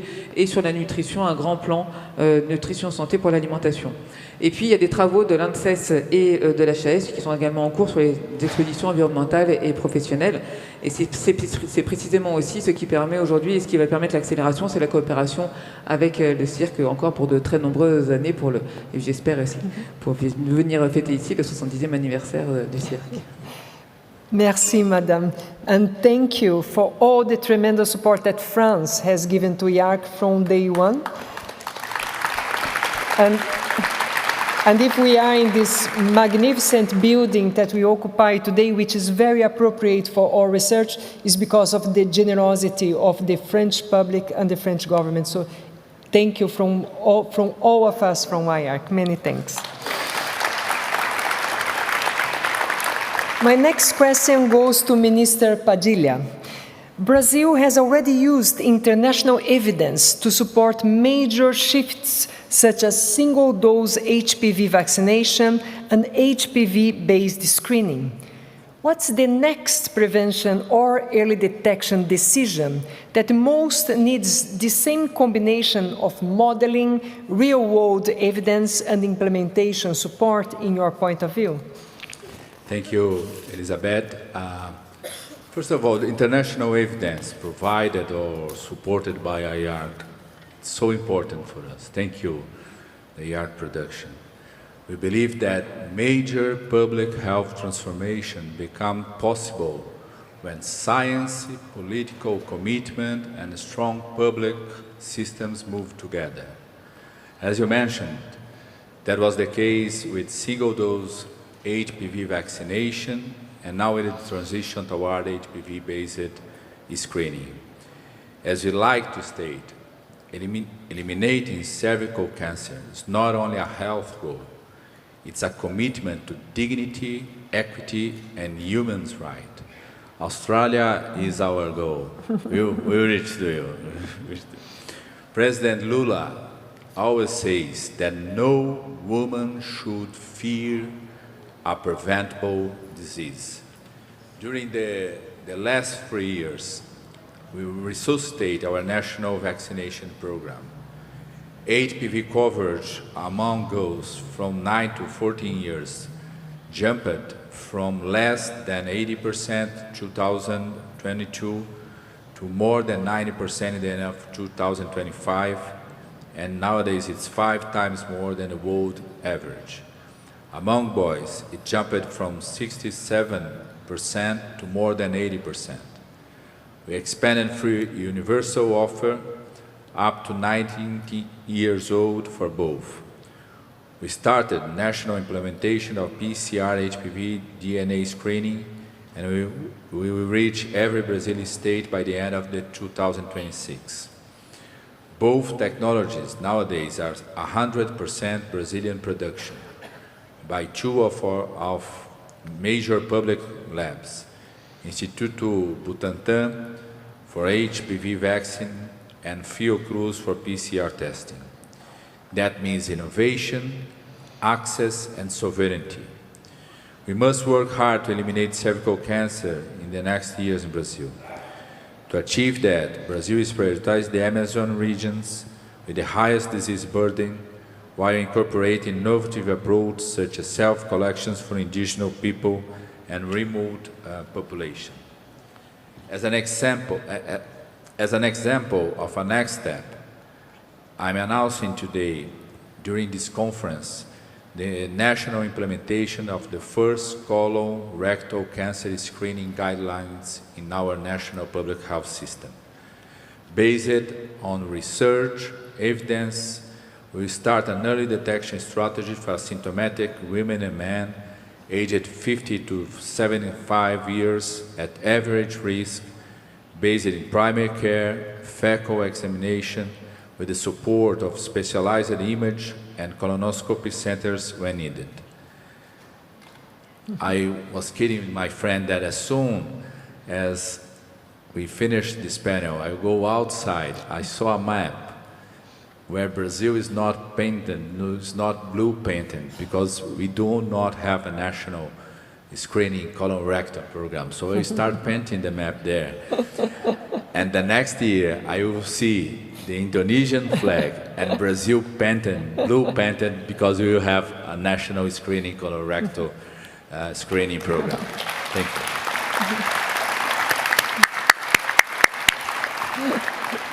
That's wonderful, Minister Padilla. So colorectal cancer then is the next target. My next question goes to Minister Tehouri from Morocco. Morocco has generated important evidence on breast and cervical cancer pathways. How can that evidence now be used to move from program improvement to more standardized national delivery, especially in reducing delays and improving quality across regions in Morocco? Thank you very much. Merci pour cette question sur le cancer du sein et le cancer du col de l'utérus. Nous avons accompli quelque chose d'important. Nous avons structuré un programme national organisé qui a été intégré dans les soins primaires et accessible sur l'ensemble du territoire. Nous disposons au Maroc d'un peu plus de 3000 centres de soins primaires qui nous permettent aujourd'hui d'être très proches de la population et d'y installer des programmes de prévention, des programmes de vaccination, mais aussi la prise en charge précoce, la détection précoce et surtout la régulation et l'orientation vers les centres hospitaliers les plus appropriés en fonction des pathologies. Mais les données que nous avons accumulées par ailleurs, et notamment avec le partenariat de l'IARC, nous ont montré un problème particulièrement précis qui est celui des délais. Alors, le problème des délais, et c'est ce qui tue malheureusement beaucoup de femmes aujourd'hui au Maroc, ce n'est plus le manque d'accès. L'accès peut exister, mais les délais entre le dépistage et le diagnostic, le délai entre le diagnostic et le traitement, ce sont ces ruptures, ce sont les ruptures dans les parcours, ce sont les femmes qui sont perdues de vue entre deux étapes du système ou deux étapes de prise en charge qui nous génèrent des résultats qui ne sont pas bons. Notre deuxième plan cancer 2020-2029 répond directement à cela. Nous avons travaillé et nous travaillons sur la standardisation des protocoles et sur les délais cibles dans toutes les régions. Et nous renforçons également les systèmes d'information pour suivre les parcours en temps réel. La digitalisation est un véritable levier qui nous permet d'agir là où, avec les méthodes traditionnelles, nous ne pouvons pas le faire, qui nous permet de suivre en temps réel le suivi des patients, mais qui nous permettent aussi de constituer suffisamment de data que nous pouvons exploiter dans le futur, administrer et l'injecter dans la recherche pour davantage améliorer les traitements. Donc nous investissons aujourd'hui dans ces systèmes d'information, mais nous investissons également dans les capacités humaines, parce qu'un programme national ne vaut que si les moyens humains et techniques sont équilibrés sur les terrains. Sur un pays comme le Maroc, c'est un véritable enjeu territorial. Nous avons des régions qui sont reculées, nous avons des régions qui sont difficiles d'accès, nous avons des régions qui sont moins avancées que d'autres, dans lesquelles ces investissements sont un levier majeur d'amélioration.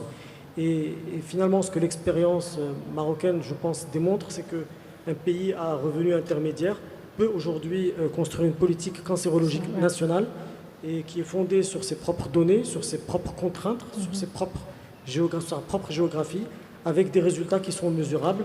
Et évidemment, nous voulons partager ce modèle avec nos partenaires africains, et pas seulement, pas comme une leçon, mais plutôt comme une base de travail commun. Et pour mon ami indonésien, c'est évidemment totalement gratuit. Thank you. Thank you, Minister. And I mean, the challenges has been identified, and now it's very reassuring that you are working towards decreasing the delay between the screening and treatment.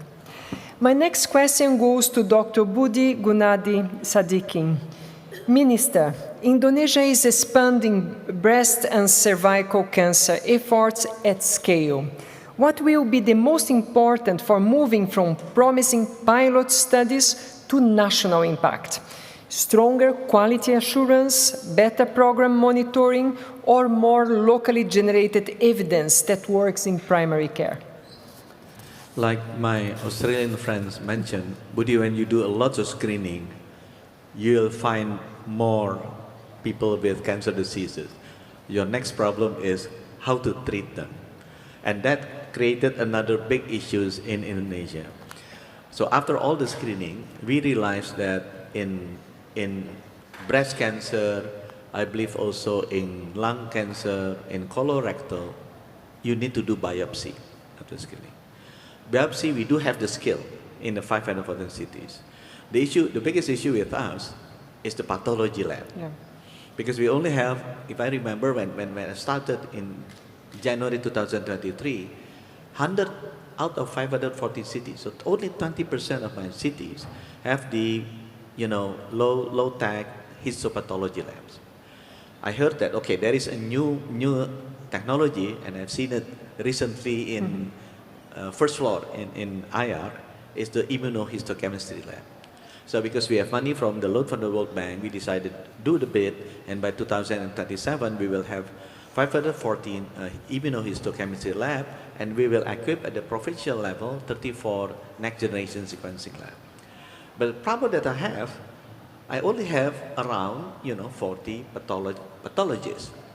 And to produce pathologists is not as fast as to get the immunohistochemistry machines or next generation sequencing machines. So that creates another issues because the education system in Indonesia is so small in producing the pathology anatomists.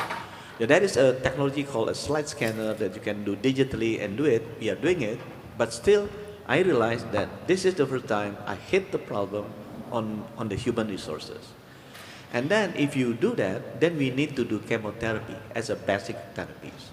Again, in Indonesia, less than 100 cities, can you imagine? 20% of our cities only have the chemotherapy facility. I was being informed you need a device called cytotoxic drug cabinet. We had the money, we buy, we sign the contract, 2027 will be 514 cities. Then I realized we don't have enough medical oncologists.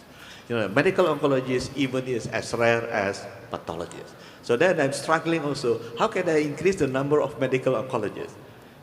I'm still scratching my head because the machine is coming in, but now not the medical oncologist. If I can import from Brazil, I will import from Brazil because I know they will need also the medical oncologists even in Australia. So that is also the problem that I have to reform the education system in Indonesia for specialists. And after medical oncologists, I know that the most complex treatment is the radiotherapy, the most expensive. I will not put it in the cities because it's too expensive. So I put it in provinces, 34 provinces, 5 have Linacs, I bought 34 Linacs. And because at the provincial level, to educate, if I'm not mistaken, radio-oncologists, this one we can do, 34. Because we do it at the level. But then I just realized when we aggressively put a SPECT CT and PET scan, then I need a more expensive machine called the cyclotron, because they produce the FDG. And I only have one cyclotron before. Then I work with the private sector, so they invest in the cyclotron, so they can produce the FDG, so they can deliver these FDGs to several PET scans that we distribute across the nations. But one thing that I would like to get help from IARC, because we can leapfrog. When we started late, we can leapfrog. I knew that the evolving technology in cancer treatment is moving into biotechnology things, targeted therapy, more personalized, immune-based system, gene-engineered therapy. So that's why now we do some research in our National Cancer Hospital for the advanced therapy like CAR T-cell therapies, vaccine cancer. They call it a TIL therapy and whatever, CRISPR editing, whatever it is in gene editing therapies. So I would like also to work with IARC. So let's open an opportunity for us, so we can also leapfrog and going to more advanced therapies. And I would like to, the reason I want to join IARC, because I want to send more Indonesian people here. Having the money, getting the machine, I learn is easier. But getting the people ready and qualified to run the machine and treat the patients in a minimum standard, it is the most difficult thing. That's why I need to learn from you. I promise I will not take the person from you, but I need to learn from you. Thank you. Thank you, Minister. I will now pass the floor first to Dr. Culminate because he has a trip to catch. If you want to have some final considerations. Thank you very much. I mean, I have told you I have a train to catch, but really I know the next question is hard, so I don't want to answer it. But I did actually just want to say, this point that's been made a few times, Australia has a good position in some things.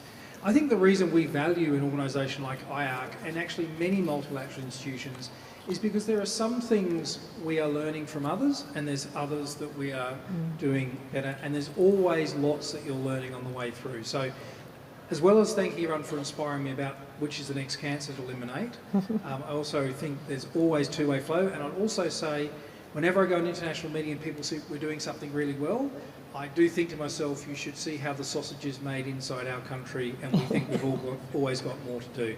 So enjoy the rest of the conference. Thank you. Thank you. Thank you, Secretary. Thank you for your participation, and have a good trip back home. Thank you very much. I will go now back to Dr. Al-Azemi, please. Saudi Arabia is also helping build the evidence base for cancer across the Gulf region. How can regional data and common quality standards now be used more directly to guide national planning inside the Kingdom of Saudi Arabia? Thank you. In our cancer registry, we have more than 400,000 registered cases.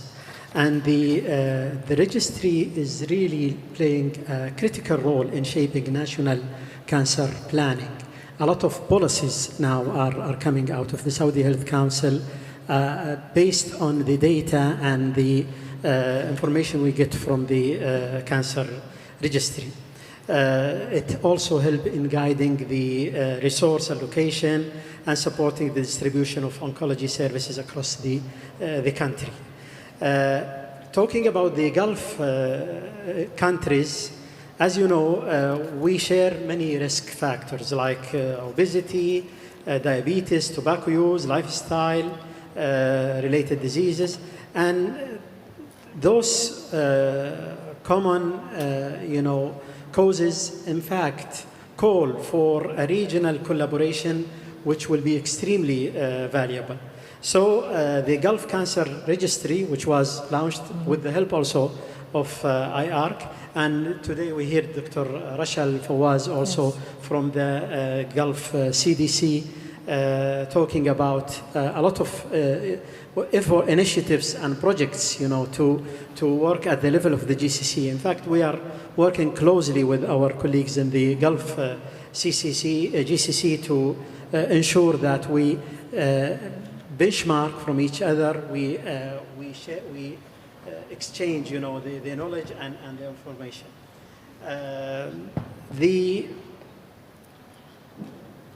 The problem is not, in getting the data, but it's in putting these data in action.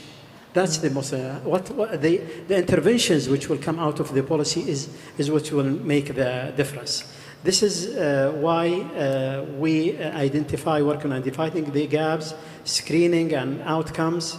And in fact, now the next stage is working on the next generation cancer intelligence system, where we will leverage the AI and the genomics, molecular, all the advanced digital health infrastructure and the AI-enabled analytics are also need to be applied, and we are working, whether under the Ministry of Health, under the different entities in the care providing entities. At the level of the policy, Saudi FDA is also generating a lot of policies related to the sugar taxation and salt reduction and hydrogenated oils. All of these are targeted by the policy based on what we get from the cancer.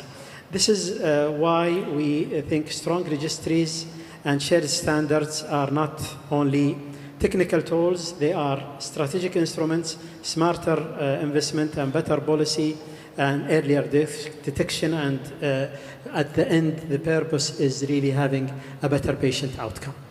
Thank you. Thank you. Thank you very much, Dr. Nahar Al-Azemi. Thank you, honored ministers and panelists, for the richness, the openness, and the constructive spirit of this discussion. The commitments and perspectives shared today have reinforced what the science has long been telling us. We understand cancer better than ever before. We have stronger evidence, better data, and much clearer picture of where prevention, early detection, and more effective action can make the greatest difference. The question before us is no longer whether we know enough to act, it's whether we will act with the ambition, the speed, and solidarity the moment demands. Science, data, and implementation must go hand in hand. And because no country can meet this challenge alone, progress depends on sustained international collaboration, shared learning, and collective commitment. IARC was built on the belief that cancer could be understood and that understanding it required the world to work together. 60 years later, that founding vision remains as relevant than ever. With your commitment and partnership, let us turn the knowledge we already have into a reality we still need to achieve. a world free from preventable cancers and with better outcomes for all. Thank you very much. I would invite now the honorable ministers and delegates to come for our official photo and then pass on to the closing. Thank you very much. Thank you very much, panelists. We could have kept talking for hours on all of these topics. Wonderful to have all of you with us. We have a couple of other people to join also for the photo, for the official photo, to capture this moment in history. The 60th anniversary of IARC at the end of this international scientific conference. A moment for an official photograph, and also for a selfie. I see lots of telephones going up, so that's great. The professionals and the non-professionals.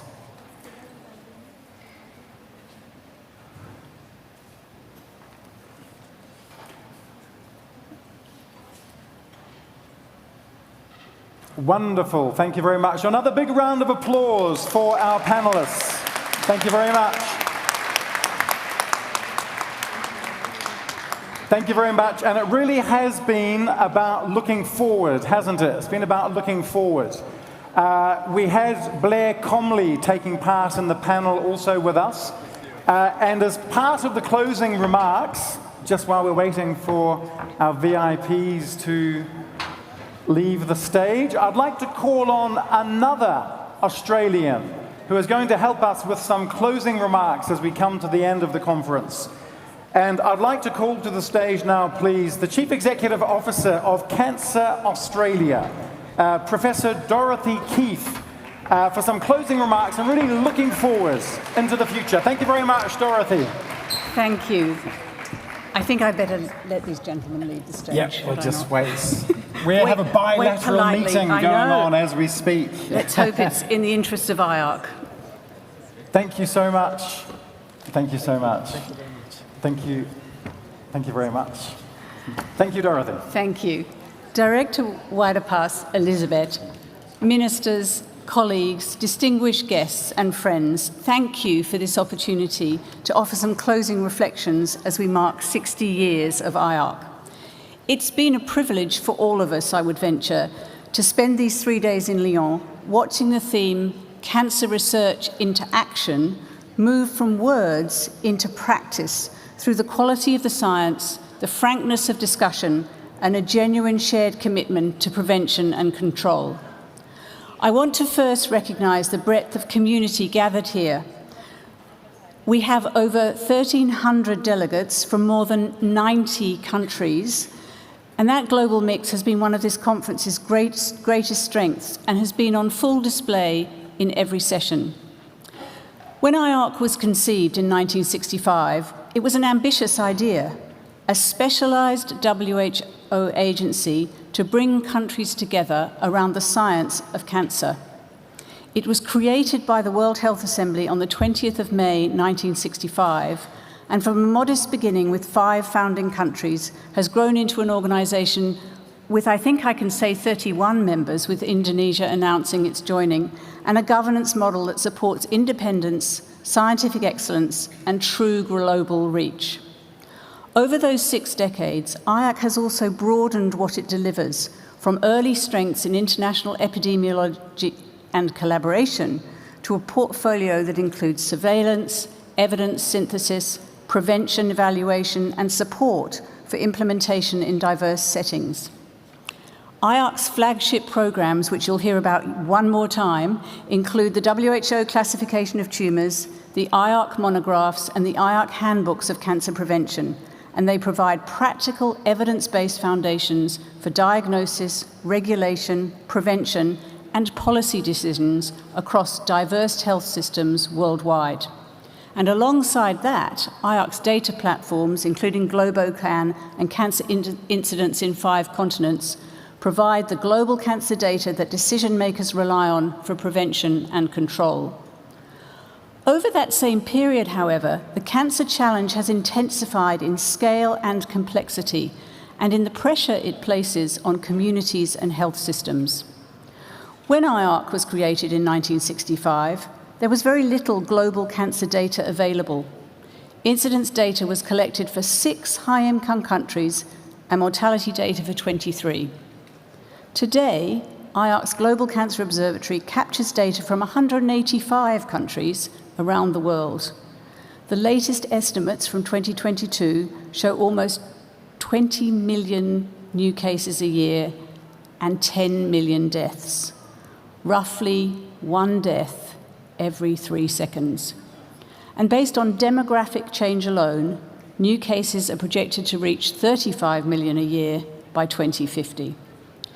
These numbers are not just statistics. They represent real people living with the physical and psychological burden of diagnosis and treatment, and families navigating uncertainty and grief. They're a sign of health systems under sustained pressure, and they emphasize why prevention must be central to our work. And yet, we should hold on to the most important counterweight to those numbers. Research shows that up to half of those cancers can be prevented. That is the practical, hopeful center of our work and why this conference matters. It has kept the focus where it belongs, on turning evidence into impact and preventing cancer wherever we can. This conference has been explicit in its objective to translate scientific advances into public health action and strengthen how science informs policy. Evidence-based decision-making is not simply about producing knowledge. It's about ensuring that knowledge reaches the points where it changes outcomes through legislation, investment, workforce design, and service delivery. Across this program, we have heard the same messages in different ways. Prevention is not an add-on, it is a strategy for sustainability. Data is not an end in itself, it is an instrument for action. And equity is not optional, it is how we judge whether progress is real. A special word of thanks to the ministers who joined this roundtable this afternoon. Your presence matters because cancer prevention and control ultimately require political choices and long-term commitment. Responsibility for change is shared between scientists and policymakers, and the impact is greatest when evidence and policy move together. It is encouraging that the Roundtable focused on the practical interface between evidence and action. This is where real-world decisions are made that determine whether prevention is funded and whether people can access early detection and quality care. One of the conference's clearest demonstrations has been the value of open dialogue and real collaboration. Cancer does not respect borders, and neither should our prevention and control efforts. The collaboration evident here is not a nice to have, it's how we respond to a growing global burden with speed and consistency achieved through shared learning. That collaborative purpose is exactly what IARC was created to enable, a shared scientific basis for action forged through international collaboration. Looking ahead, the scale of the challenge is clear. If we don't change course, demographic pressures will drive incidence substantially higher in decades to come. But there is cause for optimism. We're getting better at understanding causation and identifying effective interventions. We are improving our ability to implement prevention strategies in real-world conditions where constraints are real and choices matter. This is where IARC's vision resonates so strongly. A world where fewer people develop and suffer from cancer today and for future generations. In other words, to stop cancer before it begins by bringing science into action. In the next 60 years, IARC's influence is likely to be even more central because cancer prevention policy depends on trusted synthesis of evidence in rapidly evolving fields. In a resource-constrained world, countries will increasingly need shared data infrastructure and shared learning on implementation, fields in which IARC excels. Throughout my entire oncology career, IARC has always been there as a single source of truth, a guide to practice and a trusted support. And I know many of you in this room, probably most of you in this room, could say the same. As a medical oncologist and supportive care specialist, I relied on the global consistency that IARC provides.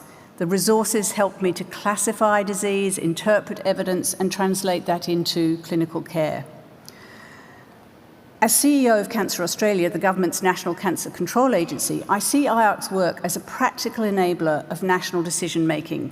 It helps governments to weigh risks and set priorities, and to invest in interventions supported by robust evidence. Chairing the Governing Council of IARC is a huge honour, and I take that role incredibly seriously. I feel a strong responsibility to safeguard what makes IARC uniquely valuable: the scientific integrity, the international collaboration, and a clear focus on prevention. I intend to support IARC to remain globally connected, including, especially, with low and middle-income countries, focused on equity and implementation. IARC must be confident in communicating evidence clearly for decision makers, especially where difficult decisions need to be made. I look forward to considering IARC's new 5-year strategy of evidence into action at next week's Governing Council session, and to supporting its practical implementation. To close, I want to return to the central idea of this conference: cancer research into action. Marking 60 years is important, but what matters even more is what we do next and how we use IARC's work to make the greatest difference. Over these 3 days, we have seen what is possible when dialogue is open and collaboration is purposeful. My hope is that each of us leaves Lyon with 2 things. Firstly, renewed confidence that prevention and early detection can bend the curve of the future cancer burden. And secondly, a clear sense of what we can do next in our own settings to convert evidence into decisions, programs, and outcomes. Congratulations to IARC on 60 remarkable years. Thank you to everyone who's contributed to a conference that has been thoughtful, practical, and full of momentum. Safe travels, and let us all keep turning research into action. Professor Dorothy Keefe, thank you very much for those closing remarks. We're going to have the official closing remarks from Dr. Weiderpaas in just a moment, but I did want to just quickly mention it is the 60th anniversary, that's the Diamond Jubilee for IARC. On day 1, I said that I was handing out free diamonds. I've had so many people coming up asking for their diamond, so I have to explain this. After 3 days together, I've actually decided that you don't need diamonds. It's a bit like you've got diamonds on the inside, diamonds on the sole of your shoes. You're shining bright like a diamond. So in fact, there's no point giving you a diamond, because what I've seen here over the last 3 days is people who are already shining diamonds from the inside. So thank you all very much. And without further ado, the official closing remarks now. Let's welcome back Dr. Weiderpaas. Thank you all very much. Thank you. Thank you.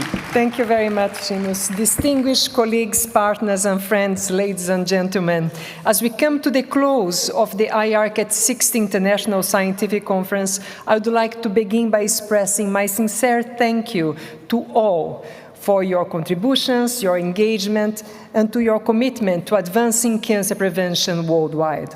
Over the past 3 days, this conference has truly lived up to its title, Cancer Research into Action. We have seen how discovery, innovation, and evidence can and must translate into tangible benefits for populations, health systems, and future generations. Across the 3 core themes of this conference, discovery and innovation, translation into public health action, and science policy interface for global change, a clear message has emerged.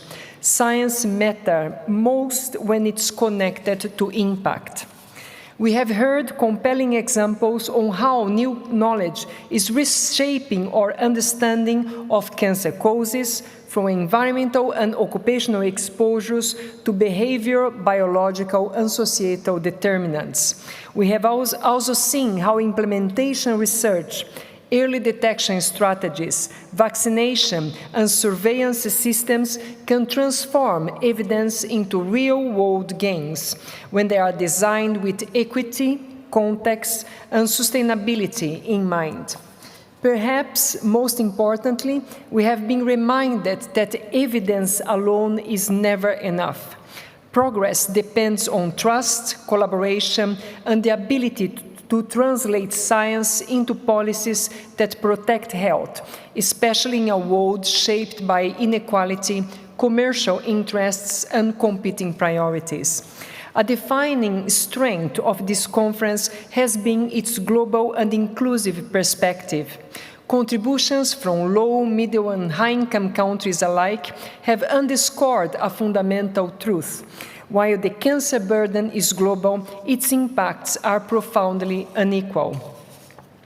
Throughout our discussions, equity has not been treated as an afterthought, but as a guiding principle, whether in relation to access to prevention, early detection, data, technologies, or decision-making itself.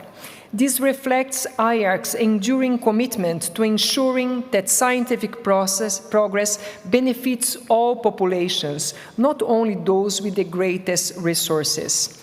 We have also reflected on the broader forces shaping cancer prevention today: climate and environmental change, rapid urbanization, digital transformation, and the powerful commercial determinants of health. These forces challenge us to think differently about how we generate evidence, how we govern innovation, and how we engage with policymakers and the public. In this context, IARC's role as an independent scientific agency within the World Health Organization is both unique and essential. Our responsibility is not only to produce rigorous evidence, but to safeguard its integrity, communicate it clearly, and ensure it informs decisions that serve the public good. As we conclude this conference and close IARC's 60th anniversary year, the question before us is not what we have learned, but what we will do next. The discussions held here must continue beyond these walls, in laboratories and ministries, in communities and classrooms, in global institutions and national health systems. The partnerships strengthened here, the debates sparked here, and the ideas generated here must translate into sustainable action. Cancer prevention is not the responsibility of any institution or discipline. It is a collective endeavor requiring collaboration across science, policy, and society. IARC stands ready to continue playing its part by generating independent evidence, strength capacity, and supporting countries in turning knowledge into impact.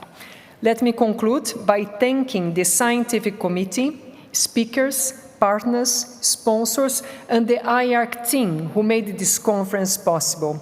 And most importantly, thank to you all, the participants, for bringing your expertise, your perspectives, and your passion to this shared endeavor. As you return to your institutions and countries, I hope you do so inspired, connected, and resolute in your commitment to turn cancer research into action. Thank you, and safe travels to all. Thank you very much. Dr. Elisabeth Weidepaas, thank you very much. Thank you very much. I'm not going to ask you all to sing Happy Birthday again because Elisabeth and I have already done that. We shared the microphone singing that. But I do want a big round of applause, please, for all of the organizers who have organized this conference over the last 3 days. Also, a big round of applause for all of the staff working in this Congress Center. All of the staff and the technical staff as well. All of the catering staff. Big round of applause for them as well. So thank you very much. Lots of insights, lots of ideas, lots of talking points. Let's go forward. Good luck for your future projects. Good luck for your future projects. And as I always say, keep fighting the good fight. Keep fighting the good fight, and see you at the next conference. Thank you all very much.